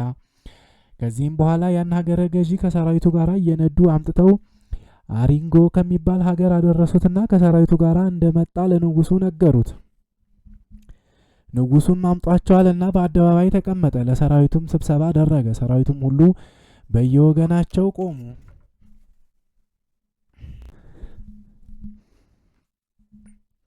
የሚናደፉ አናብስት፣ የሚመጠኑ ሰይፍና ልዩ ልዩ የጦር መሳሪያ የተሸከሙ የሚጮሁ የመግረፊያ ጅራፎች የተሸከሙ ያስፈራሯቸው ዘንድ ተዘጋጁ። እስረኞችም መነኮሳትንም ያመጧቸው ዘንድ አዘዘ። ደስ እያላቸውም ወጡ። ከዚህም በኋላ ጻድቁ አባታችን ቅዱስ ዘርአ ክርስቶስ ታገሱ፣ ልባችሁንም አጽኑ፣ በመንግስተ ሰማያት የሰማዕትነት አክሊል ትቀዳጁ ዘንድ ልዑል እግዚአብሔርን ተስፋ አድርጉ እያለ ሌሎቹንም መከራቸው። ከዚህም በኋላ ንጉሡ አጼ ሱስንዮስ በከፋች ሃይማኖቱ ጠየቃቸውና በእኔ ሃይማኖት እመኑ አላቸው። ይህንም ባታደርጉ ለመዓት ለሞት በሚያበቃ ፍርድ ፈርድባችኋለሁ አላቸው። እንደ አንበሳም ተቆጣንም ተሞልቶ ስለምን በእኔ ሃይማኖት አታምኑም አለ። ሁሉም በአንድ ቃል ሆነው እርኩስ ከሃዲ ሐሰተኛ ሆይ በአንተ ሃይማኖት አናምንም ብለው መለሱለት። አንተን በሲኦል ቦታ መከራ ይጠብቅሃል ብለው ከመናፍቃኑ ጋራ ብዙ ነገር ተከራከሩ። በዚህም ጊዜ ቅዱስ ዘርዓ ክርስቶስን ንጉሱ አይቶ ተቆጣ፣ እርሱ መሪያቸው ነበረና። ይህንንም ሲናገር ሰምቶ ያስሩት ዘንድ ጭፍሮቹን አዘዘ። ልብሶቻቸውንም ገፈው እሳት አንድደው ጣሏቸው። እሳቱም ፈጽሞ አልነካቸውም፣ እንደ ውሃ ቀዘቀዘ እንጂ። ከዚህም በኋላ አናብስትን አምጥተው ለቀቁባቸው። አናብስቱም የእግራቸውን ትቢያ በመላስ እየሰገዱ ደስ ተሰኙ። በዚህም ጊዜ የንጉሱ ሰራዊት ፈርተው ደነገጡ። ንጉሱም እጅግ ተቆጣ። እነዚያም መነኮሳት በቀናች ሃይማኖታቸው ጸኑ። ራሳቸውንም በሰይፍ ይቆርጡ ዘንድ ጭፍሮቹን አዘዛቸው። በዚያን ጊዜም ደም፣ ውሃ፣ ወተት ከአንገታቸው ፈሰሰ። የተቆረጠው ራሳቸውም በዚያች ቀን 150 መዝሙረ ዳዊት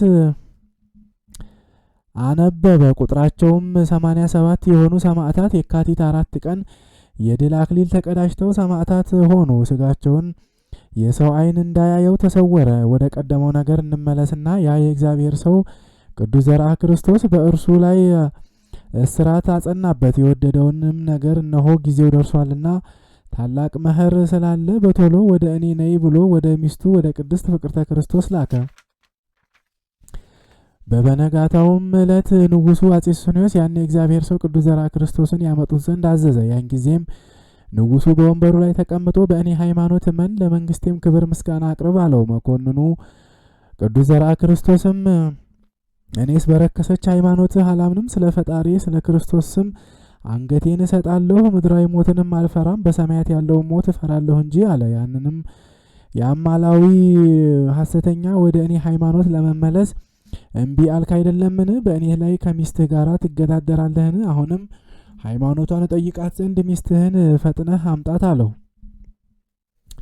በማግስቱም አከታትሎ በአስቸኳይ ወደ እርሷ መልእክተኞችን ላከ። የንጉሱም ጭፍሮች ደርሰው ተከተሏት። ከጃንደረቦቿና ከደንገጡሮቿም ጋር ቤቷ እንደተከፈተ እናታችን ቅድስት ፍቅርተ ክርስቶስ ከንጉሱ አደባባይ ደረሰች። በዚያን ጊዜም በጌታችን በኢየሱስ ክርስቶስ አምና በቁጣ አነጋገር ንጉሱን ገሰጸችው፣ ረገመችውም። አንተ ፈጽሞ ወንጀለኛ እንደሆንክ ከማጸንም ጀምረህ ተላላፊ ተብለህ እንደተጠራህ ክሳድ ልቦናህም ጽኑ እንደሆነ ፍጹም ልቦናህም የብረት እንደሆነ አወኩ ብላ ተናገረች። በዚያን ጊዜም መርገምን ሽንገላን የተመላ የሃይማኖትን የካደ ንጉስ አጼ ሱስንዮስ ህዝቡ እንዲሰበሰብ አደረገ። በዚያውም ጊዜ ከእስር ቤት ባሏን ያመጡት ዘንድ አዘዛቸው። እሱንም ከፊቱ ላይ አቁሞ ጠየቃቸው። ተመለሱና በእኔ ሃይማኖት እመኑ፣ እኔም አከብራችኋለሁ፣ ሹመትንም እሰጣችኋለሁ ሲል በብዙ ሽንገላ ሊሸነግላቸው ሞከረ። እነርሱም በአንድ ቃል ሆነው በ12 ሐዋርያት ሃይማኖታቸው በቀና በ318 ሊቃውንት ሃይማኖት እናምናለን እንጂ በአንተ ሃይማኖት አናምንም አሉ። የምድርን ሀብት አንፈቅድም፣ በመካከሉ አለንና አሉት። እኛ ሰማያዊ መንግስትን እንፈልጋለን፣ ሃይማኖታችንንም አንክድም። አምላካችን ኢየሱስ ክርስቶስ ከእኛ ጋር ሳለ ሕይወትን ተስፋ አድርገን ሞትን አንፈራም። ከክርስቶስ ጋር በሞት ከተካከልን በሕይወትም አንድ እንሆናለን አሉት። በሰማያዊ ሀገርም የክብሩ ወራሽ እንሆናለንና ሲሉት፣ ንጉሱ ግን በቁጣ ቃል ስለዘለፉት በዚያም ጊዜም ቅዱሳን አባቶቻችንና እናቶቻችን ከቅድስት ፍቅርተ ክርስቶስ ጋር የመጡት ወንድሞቻችንና እህቶቻችንም በደረታቸው ደፍተዋቸው እጆቻቸውና እግሮቻቸውን አስረው ይጥሏቸው ዘንድ ንጉሱ አዘዘ። ጭፍሮቹም እንደታዘዙት በማድረግ አጥንቶቻቸው እስኪለይ ድረስ ይገርፏቸው ዘንድ ተዘጋጁ። ከዚህም በኋላ ስጋዋ እየተቦጨቀ መሬት ላይ እስኪወድቅ ድረስ ይዘው ገረፏት። እናታችን ቅድስት ፍቅርተ ክርስቶስን ተቀብለው በላይዋ ላይ መከራን አወረዱ። ክቡር እግዚአብሔርም እርቃኗን እንደ ልብስ ታለብሳት ዘንድ ምድርን አዘዛት። ይህችንም ሴት ከባሏ ጋር አጥብቃችሁ ግረፏት የሚል ትእዛዝ ከንጉሱ ዘንድ መጣ። የአጼ ሱስንዮስ ጭፍሮችም ሊገርፏት ወሰዷት። ሲገርፏትም ስጋዋን አላገኙም፣ ምድር ሰውራታለችና። ስጋዋን ባላገኙ ጊዜ ከምድር ብቻ በቀር ምን እንገርፋለን አሉ። በእጃችን አስረናት ሳለ ከገመዱ በቀር ስጋዋን የምናየው ነገር የለም እያሉ ተደነቁ። ንጉሱም የተደረገውን ያይ ዘንድ ተነስቶ ይህ የእነዚህ አስማተኞች ስራይ ነው እንጂ ስራያቸው ከቶ አያልቅም አለ። ሁለተኛም ደምግባቷ ያማረ ያቺ ቆንጆ ስሟ ማን ነው አለ። እነርሱም ስሟ ሙዚት ነው አሉት። ምን ያህል ጊዜ ገረፋችኋት ብሎ ጠየቃቸው። እነርሱም እንደምታየው ስጋዋ የለም፣ ነገር ግን በምድር ላይ እጃችን እያወረድን የገረፍናት 200 ጊዜ ነው አሉት። የቅድስት እናታችን የቅድስት ፍቅርተ ክርስቶስ በረከቷ አማላጅነቷ ከሁላችን ጋር ይሁን አሚን። ሁለተኛም በብረት ጅራፍ ይገርፏት ዘንድ አዘዘ። ዳግመኛም በአንገቷ ላይ ከባድ ድንጋይ አድርገው ስጋዋ እስኪቆራረጥ ድረስ አሸዋ ለአሸዋ ይጎትቷት ዘንድ አዘዘ። ከዚህም በኋላ ወደ እስር ቤት አስገቧት። በማግስቱም ከባሏ ጋር ያመጧት ዘንድ አዘዘና ክፉ አሟሟት እንዳትሞቱ ወደ እኔ ተመለሱና ለሕዝቡም በእኔ ሃይማኖት እንዲያምኑ አስተምሩ አላቸው። እናታችን ቅድስት ፍቅርተ ክርስቶስም መልሳ ክፉ ሞትስ የሚገባው ለአንተ ነው፣ ለእኔና ለወገኖቼ በአምላካችን ዘንድ የእኛ ሞት ሕያው ነው አለችው። እርሱም በእውነት ከገደልኳችሁ በኋላ ሕይወት ሊኖራችሁ ነውን አላት። እርሷም ስለምን ታስፈራራናለህ? እነሆ እሳቱም ሰይፍም በእጅህ ነው ያለው። በእኛ ላይ የፈለግከውን አድርግ፣ ሃይማኖታችንን ግን ፈጽሞ አንክድም አሉት። ይህንንም በሰማ ጊዜ ንጉሡ እጅግ ተቆጣ። በመዓተ ቁጣ ተሞልቶ የሥጋ አጥንታቸው እስኪሰባበር ድረስ በብረት ዱላ ይደበድቧቸው ዘንድ አዘዘ። እንደዚሁም አደረጉባቸው። ዳግመኛም በብረት አልጋ ላይ አስተኝተው በታች እሳት ያነዱባቸው ዘንድ አዘዘ። ሰዓቱን በመሸ ጊዜ ወደ ግዞት ቤት ያስገቧቸው ዘንድ አዘዘ። በሌሊትም የእግዚአብሔር መልአክ ቅዱስ ሚካኤል መጣና ዳሰሳቸውና ፈጽሞ አዳናቸው፣ ፈወሳቸው። ይህችም ቅድስት እናታችን ቅድስት ፍቅርተ ክርስቶስ ተፈወሰች። በማግስቱም ንጉሡ አጼ ሱስንዮስ ያመጧቸው ዘንድ አዘዘ። እናታችን ቅድስት ፍቅርተ ክርስቶስም በእግሯ እየተራመደች መጣች። እሷም ከመታጠቢያ ቤት ታጥባ የወጣች ትመስል ነበረ። ወጥታም የመንፈስ ቅዱስን ቅባት ተቀባች። ንጉሡም ሽንገላ ሸነገላት፣ መከራቸውም።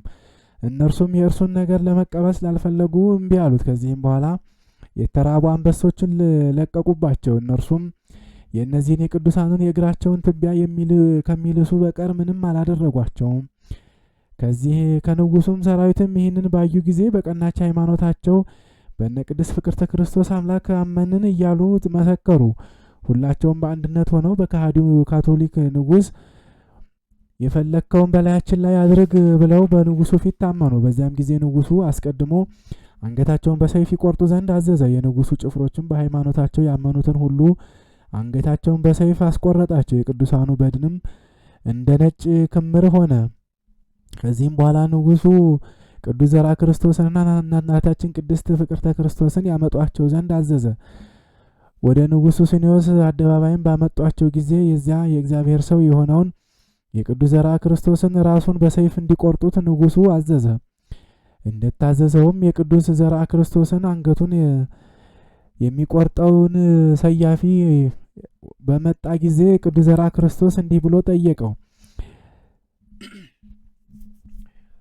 ትንሽ ጠብቀኝ፣ ጸሎቴን እስክፈጽም ድረስ አለው። በጊዜውም ወደ ሰማይ አንገቱን አቅንቶ ወደ እግዚአብሔር ጸለየ። የእግዚአብሔር መልአክ ቅዱስ ሚካኤልም መጥቶ መታሰቢያህን የሚያደርግ ስምህን የሚጠራ ሁሉ እስከ 7 ትውልድ ድረስ የምሕረት ቃል ኪዳን ያገኛል አለው። በዚህም ጊዜ ቅዱስ ዘርዓ ክርስቶስ ተንበርክኮ ሰገደ። ዳግመኛም የእግዚአብሔር መልአክ ተገለጸለትና ቅዱስ ዘርዓ ክርስቶስ ሆይ ሰማዕትነትህን ፈጽም፣ 7 አክሊላትም ተዘጋጅቶልሃል ብሎ ተስፋውን ነገረው። በዚያም ጊዜ ቅዱስ ዘርዓ ክርስቶስ ወደ ጭፍሮቹ መለስ ብሎ የታዘዛችሁትን ስሩ አላቸው።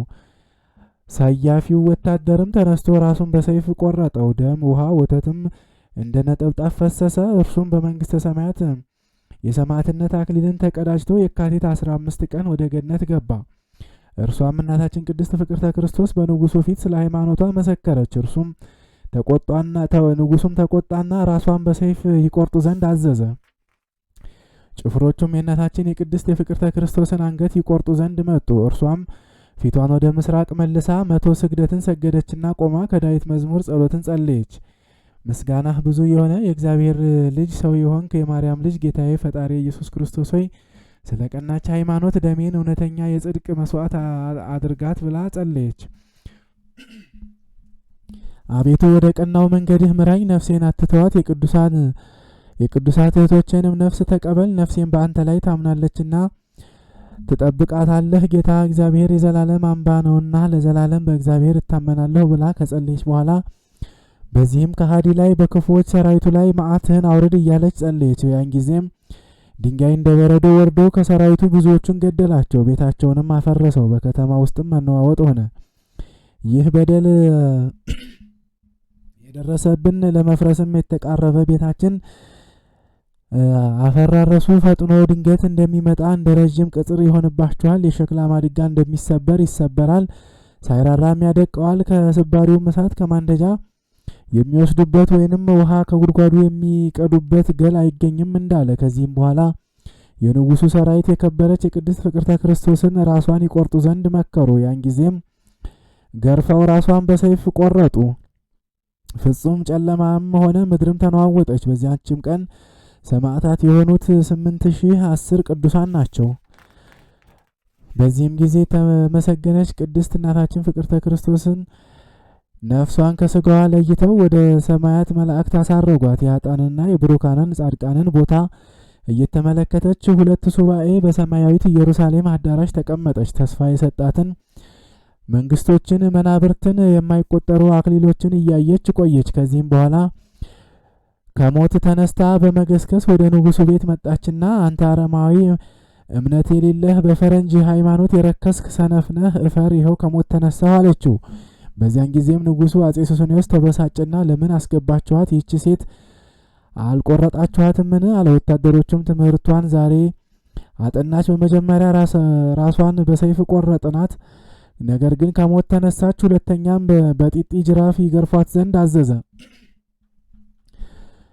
ልቧን ወደ እሱ ለመመለስ እምቢ፣ ክብሬንም ለሌላ አልሰጥም አለች። መንፈቀ ሌሊትም በሆነ ጊዜ የእግዚአብሔር መልአክ ሊቀ መላእክት ቅዱስ ሚካኤል ወደ እርሷ መጥቶ ከእስራቷ ፈቶ አወጣትና በክንፉ ተሸክሞ ወስዶ ቀድሞ ወደምትጸልይበት ቦታ ደረሳት። ብዙ ነገርም ነገራት። ከዚህም በኋላ በማግስቱ ድሆችን፣ ምስኪኖችን ሰብስባ ገንዘቧን ሁሉ ምጽዋት ሰጠች። አባ ኪዳነ ማርያምና አባ አካለ ክርስቶስም ይህንን የሚያልፍ ዓለምን ትተን እንሂድ አለቻቸውና በዚያን ጊዜ ታቦተ ኪዳነ ምሕረትን ተሸክመው ስለ ቀናች ሃይማኖት ተሰደዱ። ብዙ የወንድ መነኮሳትና የሴት መነኮሳያት ተከተሏት። መልአከ እግዚአብሔርም እንደነገራት ወደ ጳጳሱ ሄደች። መልአኩም ጳጳሱን አባ ማርቆስ ሆይ በአንተ እጅ ቆብና አስኬማ ትቀበል ዘንድ ዛሬ ወደ አንተ ትመጣለች አላቸው። መልአኩም ለጳጳሱ በሕልማቸው እንደነገራቸው በዚያች ዕለት እናታችን ቅድስት ፍቅርተ ክርስቶስ ወደ ቤታቸው መጣች። የቤቱ ሰዎችም የዓለም ንግሥት ቅድስት ፍቅርተ ክርስቶስ እንደመጣች ለጳጳሱ ነገሩት። በዚህም ጊዜ ጳጳሱ ወጥተው በመንበራቸው ላይ ተቀመጡና ያመጧት ዘንድ አዘዙ። እርሷም ከጃንደረቦቿ ጋር ገባች። ስለ ሃይማኖቷም እንደተጋደለች ወደ እርሳቸውም እንደመጣች ነገረቻቸው። ከዚህም በኋላ ጳጳሱ የምንኩስና ልብስ አልብሰው ቆብና አስኬማን ሰጥተው የቆብ ስሟን ቅድስት ፍቅርተ ክርስቶስ ብለው ሰየሟት። በእግዚአብሔርም ፈቃድ ስርዓተ ምንኩስናን ከተቀበለች በኋላ ተባርካ ወደ ዋልድባ ገዳም ሄደች። በዚያም 4 ዓመት እየረዳች ቆይታ ሀብቷ ይገለጥ ዘንድ አልሆነላትም። የአበውን በረከትም ተቀበለች። መልአክም ቅዱሳት መካናትንና የኢትዮጵያን ገዳማት ዙሪ አላት። በዚያን ጊዜም ንግሥት እናታችን ቅድስት ፍቅርተ ክርስቶስ ከአገልጋዮቿ ጋር ተነስታ ተመላለሰች።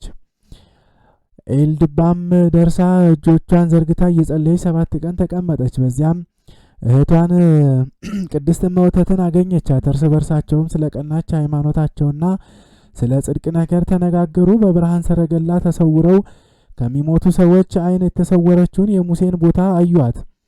ሌሎችም ደምግባታቸው ያማረ ቅዱሳት ደናግል ከግዑሳኑ ጋራ በበሸሎና በደራ በረሃ በወጣዳና በጾኒካ ገዳም ተገናኝተው ከፍጹማን መነኮሳት ተባርከው ወደ ቦታቸው ተመለሱ። ከዚህም በኋላ ቅድስትና ብጽዕት እናታችን ፍቅርተ ክርስቶስ ወደ ሐይቅ ቦታ ሄደች። በውስጧም ለመግባት ፈለገችና ከለከሏት። ለሴቶች መግባት አይገባም አሏት። ስለዚህም ነገር እጅግ አዘነች። 7 ቀንም በሱባኤ ያዘች። በዚህም ጊዜ ሊቀ መላእክት ቅዱስ ሚካኤል መጥቶ ሴቶች እንዳይገቡ ግዝት እንዳለ ነገራት። እርሷም የሰማያዊት ኢየሩሳሌምን ምስጢር አሳይተኸኝ ይህ ቦታ ከዛ ይበልጣልን አለችው።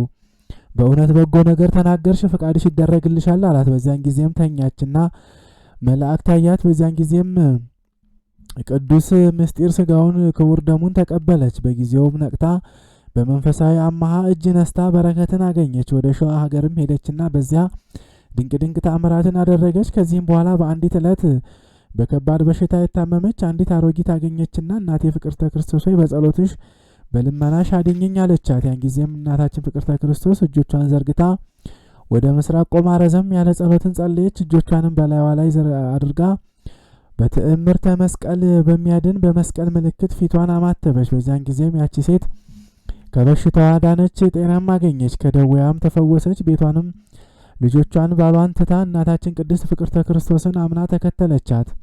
ይህችም ምልክት በሸዋ በናቴብ በቴና ብልስ በተሰማች ጊዜ ከደናግል ልጆቿ ጋራ ወደ ቤንት ገዳም ሸሸች። በዚያም ላይ በንጉሱ አደባባይ ከእርሷ ጋር የተገረፉትን የአገልጋዮቿን ስጋ ሰበሰበች። ቅድስት ፍቅርተ ክርስቶስ ተብላ የተጠራች እመምዑዝ ይህንን እጅ መንሻ ለንጉሱ ስጡት ብላ የተቆረሰ የሰማዕታቱን ስጋ ላከችለት። የተላኩትም ሰዎች በዚያን ጊዜ እነርሱም እንደታዘዙት ወሰዱለትና ይህ የሃይማኖታችን ፍሬ ነው ብለው ለንጉሱ እጅ መንሻ አድርገው ሰጡት። እኛስ እስካሁን ድረስ በሃይማኖታችን አለን። አንተ ብትገለንም መከራ ብታደርስብንም ሃይማኖታችንን አልካድንም። ነገር ግን መድኃኒታችን ኢየሱስ ክርስቶስ በቸርነቱ ከሞት አስነሳን። ይህም የስጋዬ ቁራጭና የእህቶቼ የደናግላን ስጋ የስጋችን ቁራጭ ነውና እንካ ብላው እኛ ጋጋሮች እንባላለንና ደማችንን ጠጣ። ሃይማኖትህ የከፋ ሰነፍ የረከስክ ብለው ላኩ። መልእክተኞችም ሄደው ለንጉሱ ከፊቱ የሰማዕታቱን ስጋ ጣሉለት።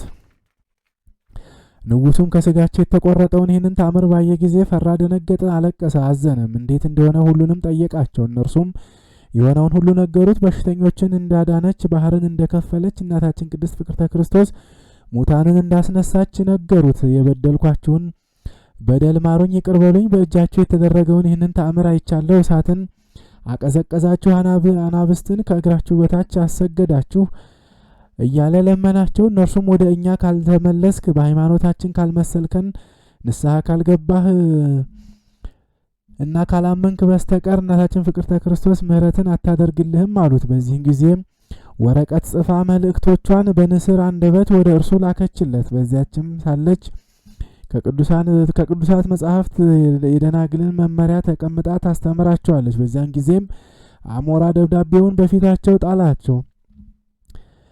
እነዚያም ቅዱሳት አንስት ስለ ትምህርታቸው አንብበው ከፈጸሙ በኋላ አደነቁ። ዳግመኛም እናታችን ቅድስት ፍቅርተ ክርስቶስ መልእክት ጽፋ ለአሞራ ላከች። ይህንንም የሰውነታችንን ቁራጭ ስለ ሃይማኖት በተገደለ በሙት አጽም ላይ አስቀምጠው ብላ ላከችበት። እርሱም ጠይቀው ተነስቶ ይነግርሃል። እርሱንም ማለት የሞተውን ሰው ጠይቀው ተነስቶ ስለ ሃይማኖት ይነግርሃል። ሃይማኖትህን አጽና እንጂ በክህደት አትጽና አለችው። ይህንንም ያደረክ እንደሆነ ሰው ሁሉ ይቅር ይልሃል። ይህንንም ደብዳቤ የተሰወረ እጅ ተቀብሎ ወሰደና 4 ቀን ከሚወስድ ሀገር በአንዲት ሰዓት አደረሰው። ከዚህ ከንጉሱም ማዕድ ላይ ጣለው። ንጉሱም ተቀብሎ አነበበው። የደረቀውን አጽም ያመጡ ዘንድ አዘዘ። ሂዱና የሰማዕታቱን መቃብር ክፈቱ፣ ከጉድጓድም የተጣሉትንም አውጥታችሁ ወደዚህ አምጡ አለ። በዚያን ጊዜም የከተማው ሰራዊትና የሀገሩ ሰዎች የሚሆነውን ያዩ ዘንድ ተሰበሰቡ። ዳግመኛም የእናታችን የቅድስት ፍቅርተ ክርስቶስን የሰውነቷ ቁራጭ ከመቃብር ቦታ ላይ ያስቀምጡት ዘንድ አዘዘ። ከዚህም በኋላ በእግዚአብሔር ኃይል ያ ሙት ተነሳ። በዚያም የከበሩ ሰዎች ሁሉ ፈጽመው አደነቁ። ንጉሱም ከሞት የተነሳውን ሰው ጠየቀው። በእመምዑዝ ፍቅርተ ክርስቶስ ጥላ የተነሳው ያ ሙትም በሕዝቡ መካከል ተነስቶ እንዲህ ብሎ ተናገረ። እምነቴ ያስነሳኝ የፈጣሪ ቸርነቱ አዳነኝ አለ። ዳግመኛም በሰማያት ያየውን ሁሉ ተናገረ። በእሳት ላይ መከራ የሚቀበሉ አሉ፣ በዲብ ላይም የሚሮጥ በእሾህና በገደል መካከል የሚሮጥ አለ። እነዚህም ሰንበትን የሚሽሩ ናቸው አለ። በእሳት ባህር የሚገረፉ አሉ፣ ትሉ የማያንቀላፋ በውስጡ በላያቸው ላይ አለ። ቁልቁል ተሰቅለው የሚያለቅሱና የሚጮሁ ብዙዎች አሉ አለ። መልአኩንም ስራቸው ምንድነው አልኩት። እነዚያማ የቅዱሳን ሐዋርያትን ትምህርት የገደፉ ቀድሞ የነበሩ አባቶችን ትምህርት የጨመሩ ያጎደሉ ናቸው አለኝ። ሌሎችም ነፍስ የገደሉ በዝሙት የኖሩ ፍዳቸውን በስቶ አየሁ። ይልቁንም ሃይማኖታቸውንና ሕጋቸውን የካዱ ፍርዳቸው እጅግ ይጸናል ብሎ ተናገረ። ይህንንም ከነገራቸው በኋላ በንግስታችን በቅድስት ፍቅርተ ክርስቶስ ጸሎትና ምልጃ ንጉሱ ከሰራዊቱ ጋር አመነ። ያም የተነሳው መነኩሴ አባ ገብርኤል የቅዱሳንን አጽም ይዞ በስውር ወደ ብዙ ሀገሮች ከአሕዛብ ወገን ብዙ ድዌዎችን ይፈውስበት ዘንድ ይዞት ሄደ። 7 ሙታንንም አስነሳበት። የዳኑትም በሽተኞች ቁጥራቸው እንዲህ ነው አይባልም። በዚህም በእናታችን በቅድስት ፍቅርተ ክርስቶስ በስጋዋ ቁራጭ በካህዲያን ሰዎች እጅ እንደታረደ እንደ ሐዋርያው ቶማስ በእናታችን በቅድስት ፍቅርተ ክርስቶስ ስጋ ላይ ብዙ አስደናቂ ተአምራት ተደርገው ታዩ። የእናታችን የቅድስት ፍቅርተ ክርስቶስ ረድኤት በረከቷ አማላጅነቷ በሁላችን በሕዝበ ክርስቲያን ሁሉ ላይ ለዘላለሙ ጸንቶ ይኖር አሜን። አሁንም በስሉስ ቅዱስ ስም የተጠመቃችሁ የክርስቲያን ወገኖች አባቶቻችንና ወንድሞቻችን ገድሏን ስሙ። ወደ ቀደመው ነገር እንመለስና ከቅድስት እናታችን ፍቅርተ ክርስቶስ አባቷ አብራክና ከእናቷ ማኅፀን የተመረጠች ብሩክት የሆነች የዚህች ቅድስት እናታችን የገድሏን ዜና ሐሳቧ ወደ ሽንገላ የክፋት ተራራ ያልወጣ ነው። ከዚህ በኋላ በአንዲት ቀን እናታችን ቅድስት ፍቅርተ ክርስቶስ ለጸሎት ቆማ ሳለ በኢየሩሳሌም ቅዱስ ቁርባንን ትቀበል ዘንድ ወደደች። በዚያን ጊዜም የእግዚአብሔር መልአክ መጣና በክንፉ በብርሃናዊ ክንፉ ተሸከማት። ከዚያም ደርሶ ወደ ቅድስተ ቅዱሳን አወጣትና ሰማያዊ በሆነው በመልአኩ እቅፍ እንዳለች ቅዱስ ቁርባንን ተቀበለችና ወደ ቀደመው ቦታዋ መለሳት። ከዚህም በኋላ የክብርት እመቤታችን ቅድስት ድንግል ማርያምን ቤተ ክርስቲያን ታይ ዘንድ ዜማስ ወደሚባል ሀገር ሄደች። ሲሄዱም በመንገድ ወንበዴዎች አገኟቸውና ስንቃቸውን ቀሟቸው። እነዚያም ደናግል ከእናታችን ከቅድስት ፍቅርተ ክርስቶስ ማህበር ጋር ቁጥራቸው 200 ቅዱሳት መነኮሳያት ነበሩ። እነዚያም ቀማኞች የቀሟቸውን ስንቃቸውን መብላት ሲጀምሩ ጥርሶቻቸው እየተነቀሉ ወደቁ፣ ዓይኖቻቸውም ታወሩ። በብጽዕት እናታችን በቅድስት ፍቅርተ ክርስቶስ ሐዘን ከአፋቸው ደም ፈሰሰ። ሁላቸውም እህቶቻችን ደናግል ሆይ ይቅር በሉን እያሉ ጮሁ። እነዚያም ወንበዴዎች የቀሟቸውን እንጀራቸውን ተሸክመው እርስ በርሳቸው እየተማሩ መጡ። እነዚያም ወንበዴዎች እናታችን ቅድስት ፍቅርተ ክርስቶስ ሆይ ይቅር በይን አሏት። እርሷም ፈጣሪ እግዚአብሔር ዓይናችሁን ቢያበራላችሁ በእኔ ሃይማኖት ታምናላችሁን አለቻቸው። እነርሱም እናታችን ሆይ አዎ በእውነት እናምናለን እንጠመቃለን አሏት። ከዚያም በኋላ እናታችን ቅድስት ፍቅርተ ክርስቶስ ተነሳችና ጸለየች። ምራቋንም ምንትፍ ብላ ጭቃ አድርጋ ፊታቸውን ቅንድባቸውን ቀባቻቸው። ከዚህም በኋላ ዓይናቸው ተገለጠና በራ፣ ፈጥነውም ዳኑ። እነርሱም አመኑ። ከዚህም በኋላ እናታችን ቅድስት ፍቅርተ ክርስቶስ ሆይ በበረሃ ጥርሶቻችን ረግፈዋልና እህል በምን እንበላለን አሏት። እናታችን ቅድስት ፍቅርተ ክርስቶስም ሂዱና ጥርሶቻችሁን ለቅማችሁ ወደ እኔ አምጡ አለቻቸው። እነዚያም ቁጥራቸው 30 የሚሆኑ ወንበዴዎች የነበሩበት ቦታ የመንገዱ ርቀት 2 ምዕራፍ ወይንም 9 ኪሎ ሜትር ያህል ነበረና ሄደው ጥርሶቻቸውን ከረገፉበት ቦታ ሰብስበው በጨርቅ ቋጥረው ወደ እናታችን ወደ ቅድስት ፍቅርተ ክርስቶስ ይዘው ተመለሱ። እርስ በርሳቸውም እየተቀዳደሙ በፊቷ አስቀመጡ። በዚያን ጊዜም ብሩክት እናታችን ቅድስት ፍቅርተ ክርስቶስ አዘነችና እጇን በማመሳቀል አማተበችና አንዲቱን መነኩሴ የልጆችሽን ጥርሶቻቸውን ትከይላቸው አለቻት። ወዲያውም እንደተናገረችው ሆነ። ደም በአፋቸው ደረቀና እግዚአብሔርን እያመሰገኑ ወደ ቦታቸው ተመለሱ። በአፋቸውም በልባቸውም አመኑ። ከዚህ በኋላ እናታችን ቅድስት ፍቅርተ ክርስቶስ ተነሳችና ጸለየች።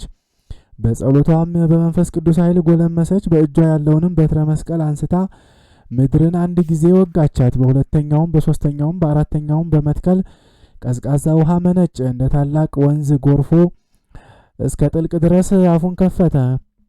አረጋውያን ቀሳውስትም ተነሱና የክርስትና መጽሐፍ ድገሙና እነዚህን አጥምቋቸው አለቻቸው። እነርሱም አጥምቀው የክርስትና ስም ሰየሟቸው። ቅዱስ ቁርባንንም አቀበሏቸው። ከዚህም በኋላ እነዚያ ሰዎች ገንዘባችንን እናምጣና በእጆችሽ ምጽዋት ስጭልን አሉ። እሷም እሺ እንደ ቃላችሁ ይሁን አለቻቸውና ሄደው ገንዘባቸውን ሁሉ የቤት ቁሳቁሱን ሁሉ አመጡ። ሽማግሌዎችን፣ ዕውራኖችንም፣ አንካሶችንም፣ ድውዮቹንም በአልጋ ተሸክመው እንድትፈውስላቸው አመጡን። ወደ እናታችን ቅድስት ፍቅርተ ክርስቶስም ገንዘባቸውን በሰበሰቡ ጊዜ ለችግረኞችና ለምስኪኖች በፊታቸው መጸወተች። መጽሐፍ ኃጢአት፣ ሴሰኝነት ሁሉ በመክፈል ይሰረያል ይላልና የዕውሮችንም ዓይኖቻቸውን አበራችላቸው። ድውዮችንም ፈወሰች፣ አንካሶችንም አቀናች፣ ለምጻሞችንም አነጻች፣ ብዙ ድውያንንም ፈወሰች። እናታችን ቅድስት ፍቅርተ ክርስቶስም ስፍር ቁጥር የሌለው ድንቅ ድንቅ ተአምራትን አደረገች። የእናታችን የቅድስት ፍቅርተ ክርስቶስ ረድኤት በረከቷ አይደርብን ዛሬም ዘወትርም ለዘላለሙ አሚን። ዳግመኛም የተወደዳችሁ እናቶቼ፣ አባቶቼ፣ እህቶቼ ሁላችሁ የእናታችን የቅድስት ፍቅርተ ክርስቶስን ገድል ስሙ። የሃይማኖት ፍሬዋ እንደ ሰማይ ከዋክብት በየቀኑ ይበዛል ያፈራል። የመንፈስ ቅዱስን ኃይል ተጎናጽፋ ዘወትር የዳዊትን መዝሙር ትጸልያለች። ቅዱስ ዳዊት በቀን 7 ጊዜ አመሰግንሃለሁ እንዳለ በጽኢት እናታችን ፍቅርተ ክርስቶስም ለዓይኖቿ መኝታን ለሽፋሽፍቶቿም እንቅልፍን ለጉንጮቿም እረፍትን አትሰጥም። ዓይኖቿን ወደ ሰማይ አቅንታ እጆቿን ዘርግታ ትጸልያለች። ስትጸልይም ፊቷን ወደ ምስራቅ ዞራ ነው። በእውነት ወደ ቤት ድንኳን ያልገባም ወደ ምንጣፌም አልሄድም አልጋም አልወጣም፣ ለዓይኖቼ መኝታ ለሽፋሽፍቶቼም እንቅልፍ ለጉንጮቼም እረፍትን አልሰጥም እንዳለ ቅዱስ ዳዊት የ40ውንም ቀን ጾም ምንም ሳትቀምስ በምድር ላይ ሳትቀመጥ ቆማ ትጸልያለች። እንደዚህም በሌሎች አጽዋማት እንደዚሁ 40 ቀን እየጾመች ከቆመች ሳትቀመጥ ከዘረጋች ሳታጥፍ እንደዚሁ ጸሎቷን ትፈጽማለች። ጸሎቷን ብዙ ነው። በየ2 ቀናት የሰማይ መላእክት ምግቧን ከሰማይ ህብስቱንና ወይኑን ያመጡላታል። እንደዚሁ ሁሉ ዘወትር የዳዊትን መዝሙር 150ውን የነቢያትን መህሊና 15 የዳዊትን መዝሙር 150 የሰለሞንንም መህሊ 5ቱን የ7ቱን ዕለታት ውዳሴ ማርያም ከአንቀጸ ብርሃን ጋር 7 ጊዜ በመዓልት 7 ጊዜ በሌሊት በውሃ ላይ ቆማ ታደርሳለች፣ ትጸልያለች። 7 እልፍ ስግደትንም በየቀኑ በምድር ላይ እንደ መንኮራኩር ትሰግዳለች። ፊቷን በቡልጭት ድንጋይ 7 ጊዜ ትመታለች። 1000 ጊዜ ቀኟን 1000 ጊዜ ግራዋን በየሰዓቱ እንደዚሁ ታደርግ ነበረ። ወደ እግዚአብሔርም እንባዋን እንደ ውሃ ታፈስ ነበረ። ትከሻዋም 10 ጣት ባሉት በቅዱሳን መግረፊያ ገመድ ትገርፍ ነበረ። ደረቷን በድንጋይ ትመታዋለች። ስትሰግድም የብረት መንዶ ተሸክማ ወደ ኖር እግዚአብሔር ትጮህ ነበረ። በይቅርታውና በምህረቱ ማህበሮቿን ይጠብቃቸውም ዘንድ ሕዝበ ክርስቲያኑም ሁሉ ይጠብቅ ዘንድ ዘወትር ትለምን ነበረ። ዳግመኛም የአርጋኖንን ጸሎት መጸለይ በጀመረች ጊዜ አምላክን የወለደች ክብርት እመቤታችን ቅድስት ድንግል ማርያም ወደ እርሷ ትመጣለች። ጸሎቷንም ስትጨርስ ለእናታችን ለቅድስት ፍቅርተ ክርስቶስ የሰማይንና የምድርን ምስጢር ትነግራት ነበረ። ወልድ ያከበረሽ አንቺ የእኔ ወዳጅ ሰላሜና በረከቴ ከአንቺ ጋራ በአንቺ ላይ ይደር ትላታለች። እናታችን አታልቅሽ የሰማይ መንግስቱ ተዘጋጅቶልሻል ትላትና ብዙም ነገር ከነገረቻት በኋላ እመቤታችን ከባረከቻት በኋላ ወደ ታርጋለች። ለእርሷም በላይዋ ላይ ቡራኬን ከባረከችና ይህንንም ጸሎት ማለትም የአርጋኖንን ጸሎት ወደዋለሁ ትላት ነበረ። እመቤታችን ቅድስት ድንግል ማርያምም ከእርሷ እንዲህ ብላ ትሰወራለች። ከዚህም በኋላ ውዳሴ አምላክን በጸለየች ጊዜ ደግሞ ጌታችን መድኃኒታችን ኢየሱስ ክርስቶስ ወደ እርሷ ይመጣል። ወዳጄ የአባቴና የእኔ ወዳጅ ሆይ አትፍሪ፣ አትደንግጪ። እስከ ዘላለም ድረስ የአባቴ ሰላም የእኔም ሰላም የመንፈስ ቅዱስም ሰላም በላይሽ ላይ አድሮብሽ ይኖራል አላት። ግርማውንና የእርሱን ሰራዊት የሆኑ የመላእክትን መከተም ባየች ጊዜ ትንቀጠቀጣለች። ጠባቂዋ መልአክ ቅዱስ ሚካኤልም የእናታችን የፍቅርተ ክርስቶስን ያጽናናታል። ዳግመኛም ወንጌልን ትጀምራለች። 12 መላእክትም የወርቅ መነሳንስ የብርሃን ድባብ በፍታ ይዘው ከጌታችን ጋር ይመጣሉ። ጸሎቷንም በጨረሰች ጊዜ ጌታችን መድኃኒታችን ኢየሱስ ክርስቶስ በላይዋ ይባርካታል። ለመጠራት የተዘጋጀች አደረጋት። በእርሷ ጸሎትና ልመና ከሲኦል ውስጥ ነፍሳት ይመጣሉ። ከዚህም በኋላ ጌታችን መድኃኒታችን ኢየሱስ ክርስቶስ ከመላእክቱ ጋር ወደ እናታችን ወደ ቅድስት ፍቅርተ ክርስቶስ ይመጣል። ሌሎች ጸሎታትን መልክዓ ጉባኤን መጸለይ ታዘወትራለች። በዚያን ጊዜም ጻድቃን፣ ሰማዕታት፣ ደናግል፣ መነኮሳት ሁላቸው ስማቸውን በጠራች ጊዜ መጥተው ይባርኳታል። ቅዱስ ዳዊትም እንደዚሁ መጥቶ ይባርካታል። በጸሎቷ ፍጻሜም ከፊቷ ይሰወራሉ። እናታችን ቅድስት ፍቅርተ ክርስቶስም ይህንን ሁሉ አይታ ለተመረጡትና ለቅዱሳኑ ምሕረትን የሚሰጥ የእግዚአብሔርን የቸርነቱን ገናንነት ፈጽማ ታደንቃለች። ቅዱሳን መላእክትም ዘወትር ይጎበኟታል፣ የጽድቅን ነገርም ያበስሯታል። ቅዱሳት ደናግልም ወደ እርሷ እየመጡ ይነግሯታል። ከእነርሱም ጋራ ወደ ገነት ወጥታ የሰማያትን ምስጢር ታያለች። ከዚህም በኋላ ወደ በዓቷ ትመለሳለች።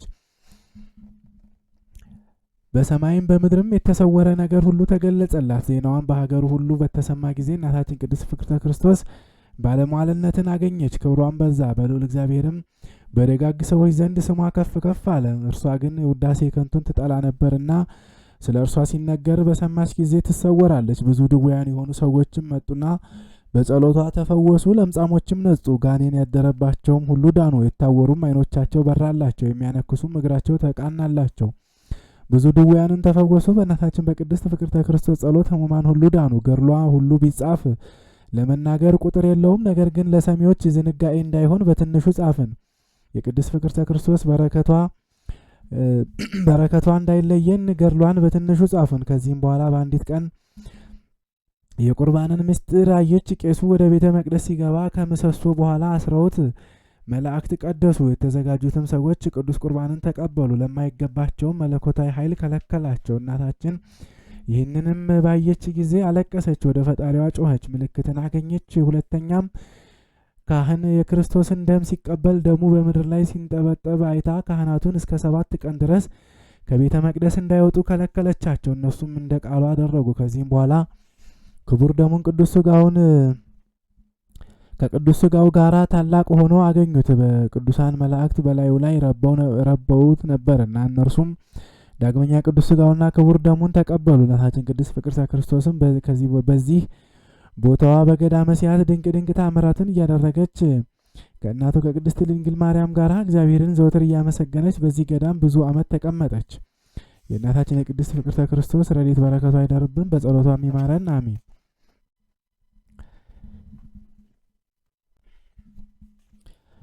ከዚህም በኋላ የእናታችን የቅድስት ፍቅርተ ክርስቶስ እረፍቷ እንደቀረበ አወቀች። ዘመኗም አለፈ። የመላእክትም ቃል ሰማች።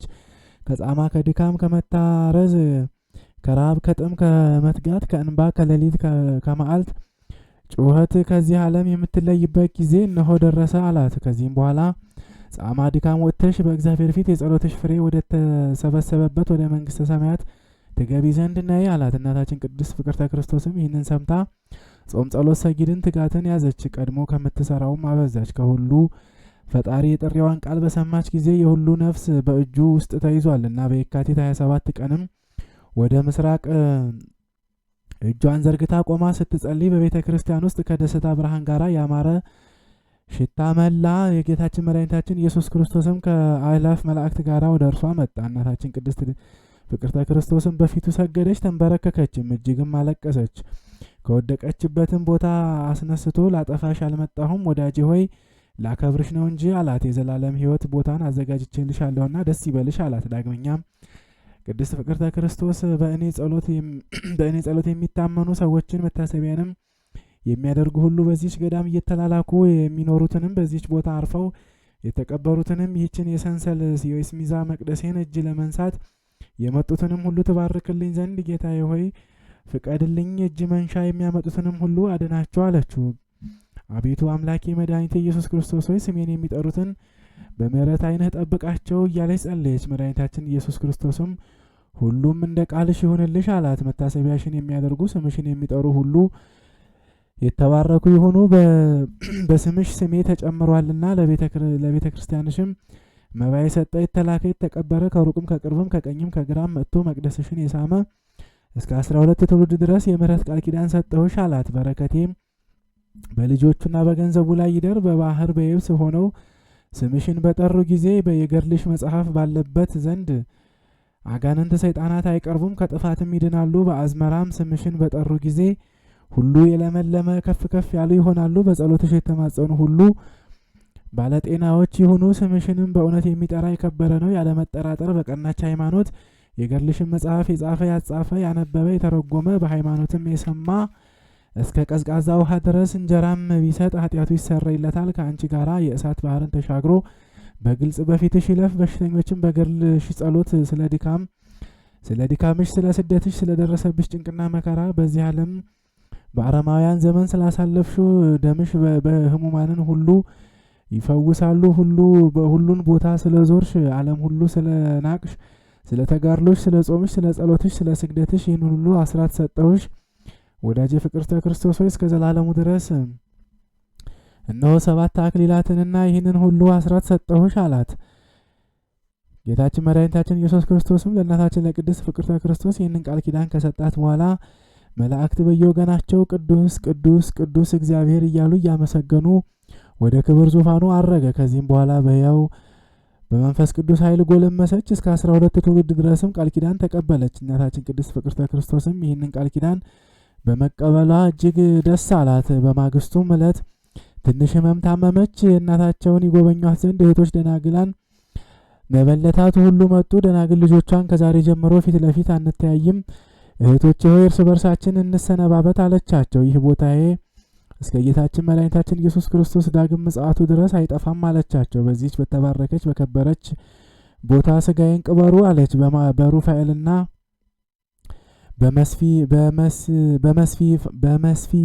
በመሲፋይል ሌላ መልአክ ነው እንግዲህ ይቅርታ የሚሆን በሩፋኤልና በመሲፋይል ክንፍ ከኢየሩሳሌም አፈር የተቀላቀለች ይህች መሬት ባርኮልኛልና አለቻቸው። በዚህም ጊዜ በረከት ተቀበሉ። ደስ ይበላችሁ፣ አታልቅሱ፣ በሰማያት ተስፋ አላችሁና በዚህ ተቀመጡ። ከዚህችን ቦታ ወጥታችሁ ወዲያ ወዲህ አትሂዱ። ይህቺ እህቴ እህታችሁ ትሁን፣ ሌሎቻችሁም ብጽዓት ደናግል አትርሱኝ አለቻቸው። እህቶቼ ሆይ በጸሎታችሁ አስቡኝ አለቻቸው። ይህንንም ብላ ቀሲስ አባቴ ሆይ ይፍቱኝ አለች። ቀሲሱም በፍትሐት ቃል ፈቷት። መንፈቀ ሌሊትም በሆነ ጊዜ ለእሁድ አጥቢያ ዓይኖቿ ክድና አሉ። የዳዊት መዝሙሩ የኃይላት ጸሎት ስትጸልይ በወርሃ የካቲት በ29 ቀን በጌታችን በኢየሱስ ክርስቶስ በዓል አንቀላፋችና አረፈች። ነፍሷም በክብር ከስጋዋ ተለየች። ረድኤት በረከቷ ይደርብን፣ በጸሎቷም ይማረን፣ ሀገራችንንም ይጠብቅልን፣ ዛሬም ዘወትርም ለዘላለሙ አሚን።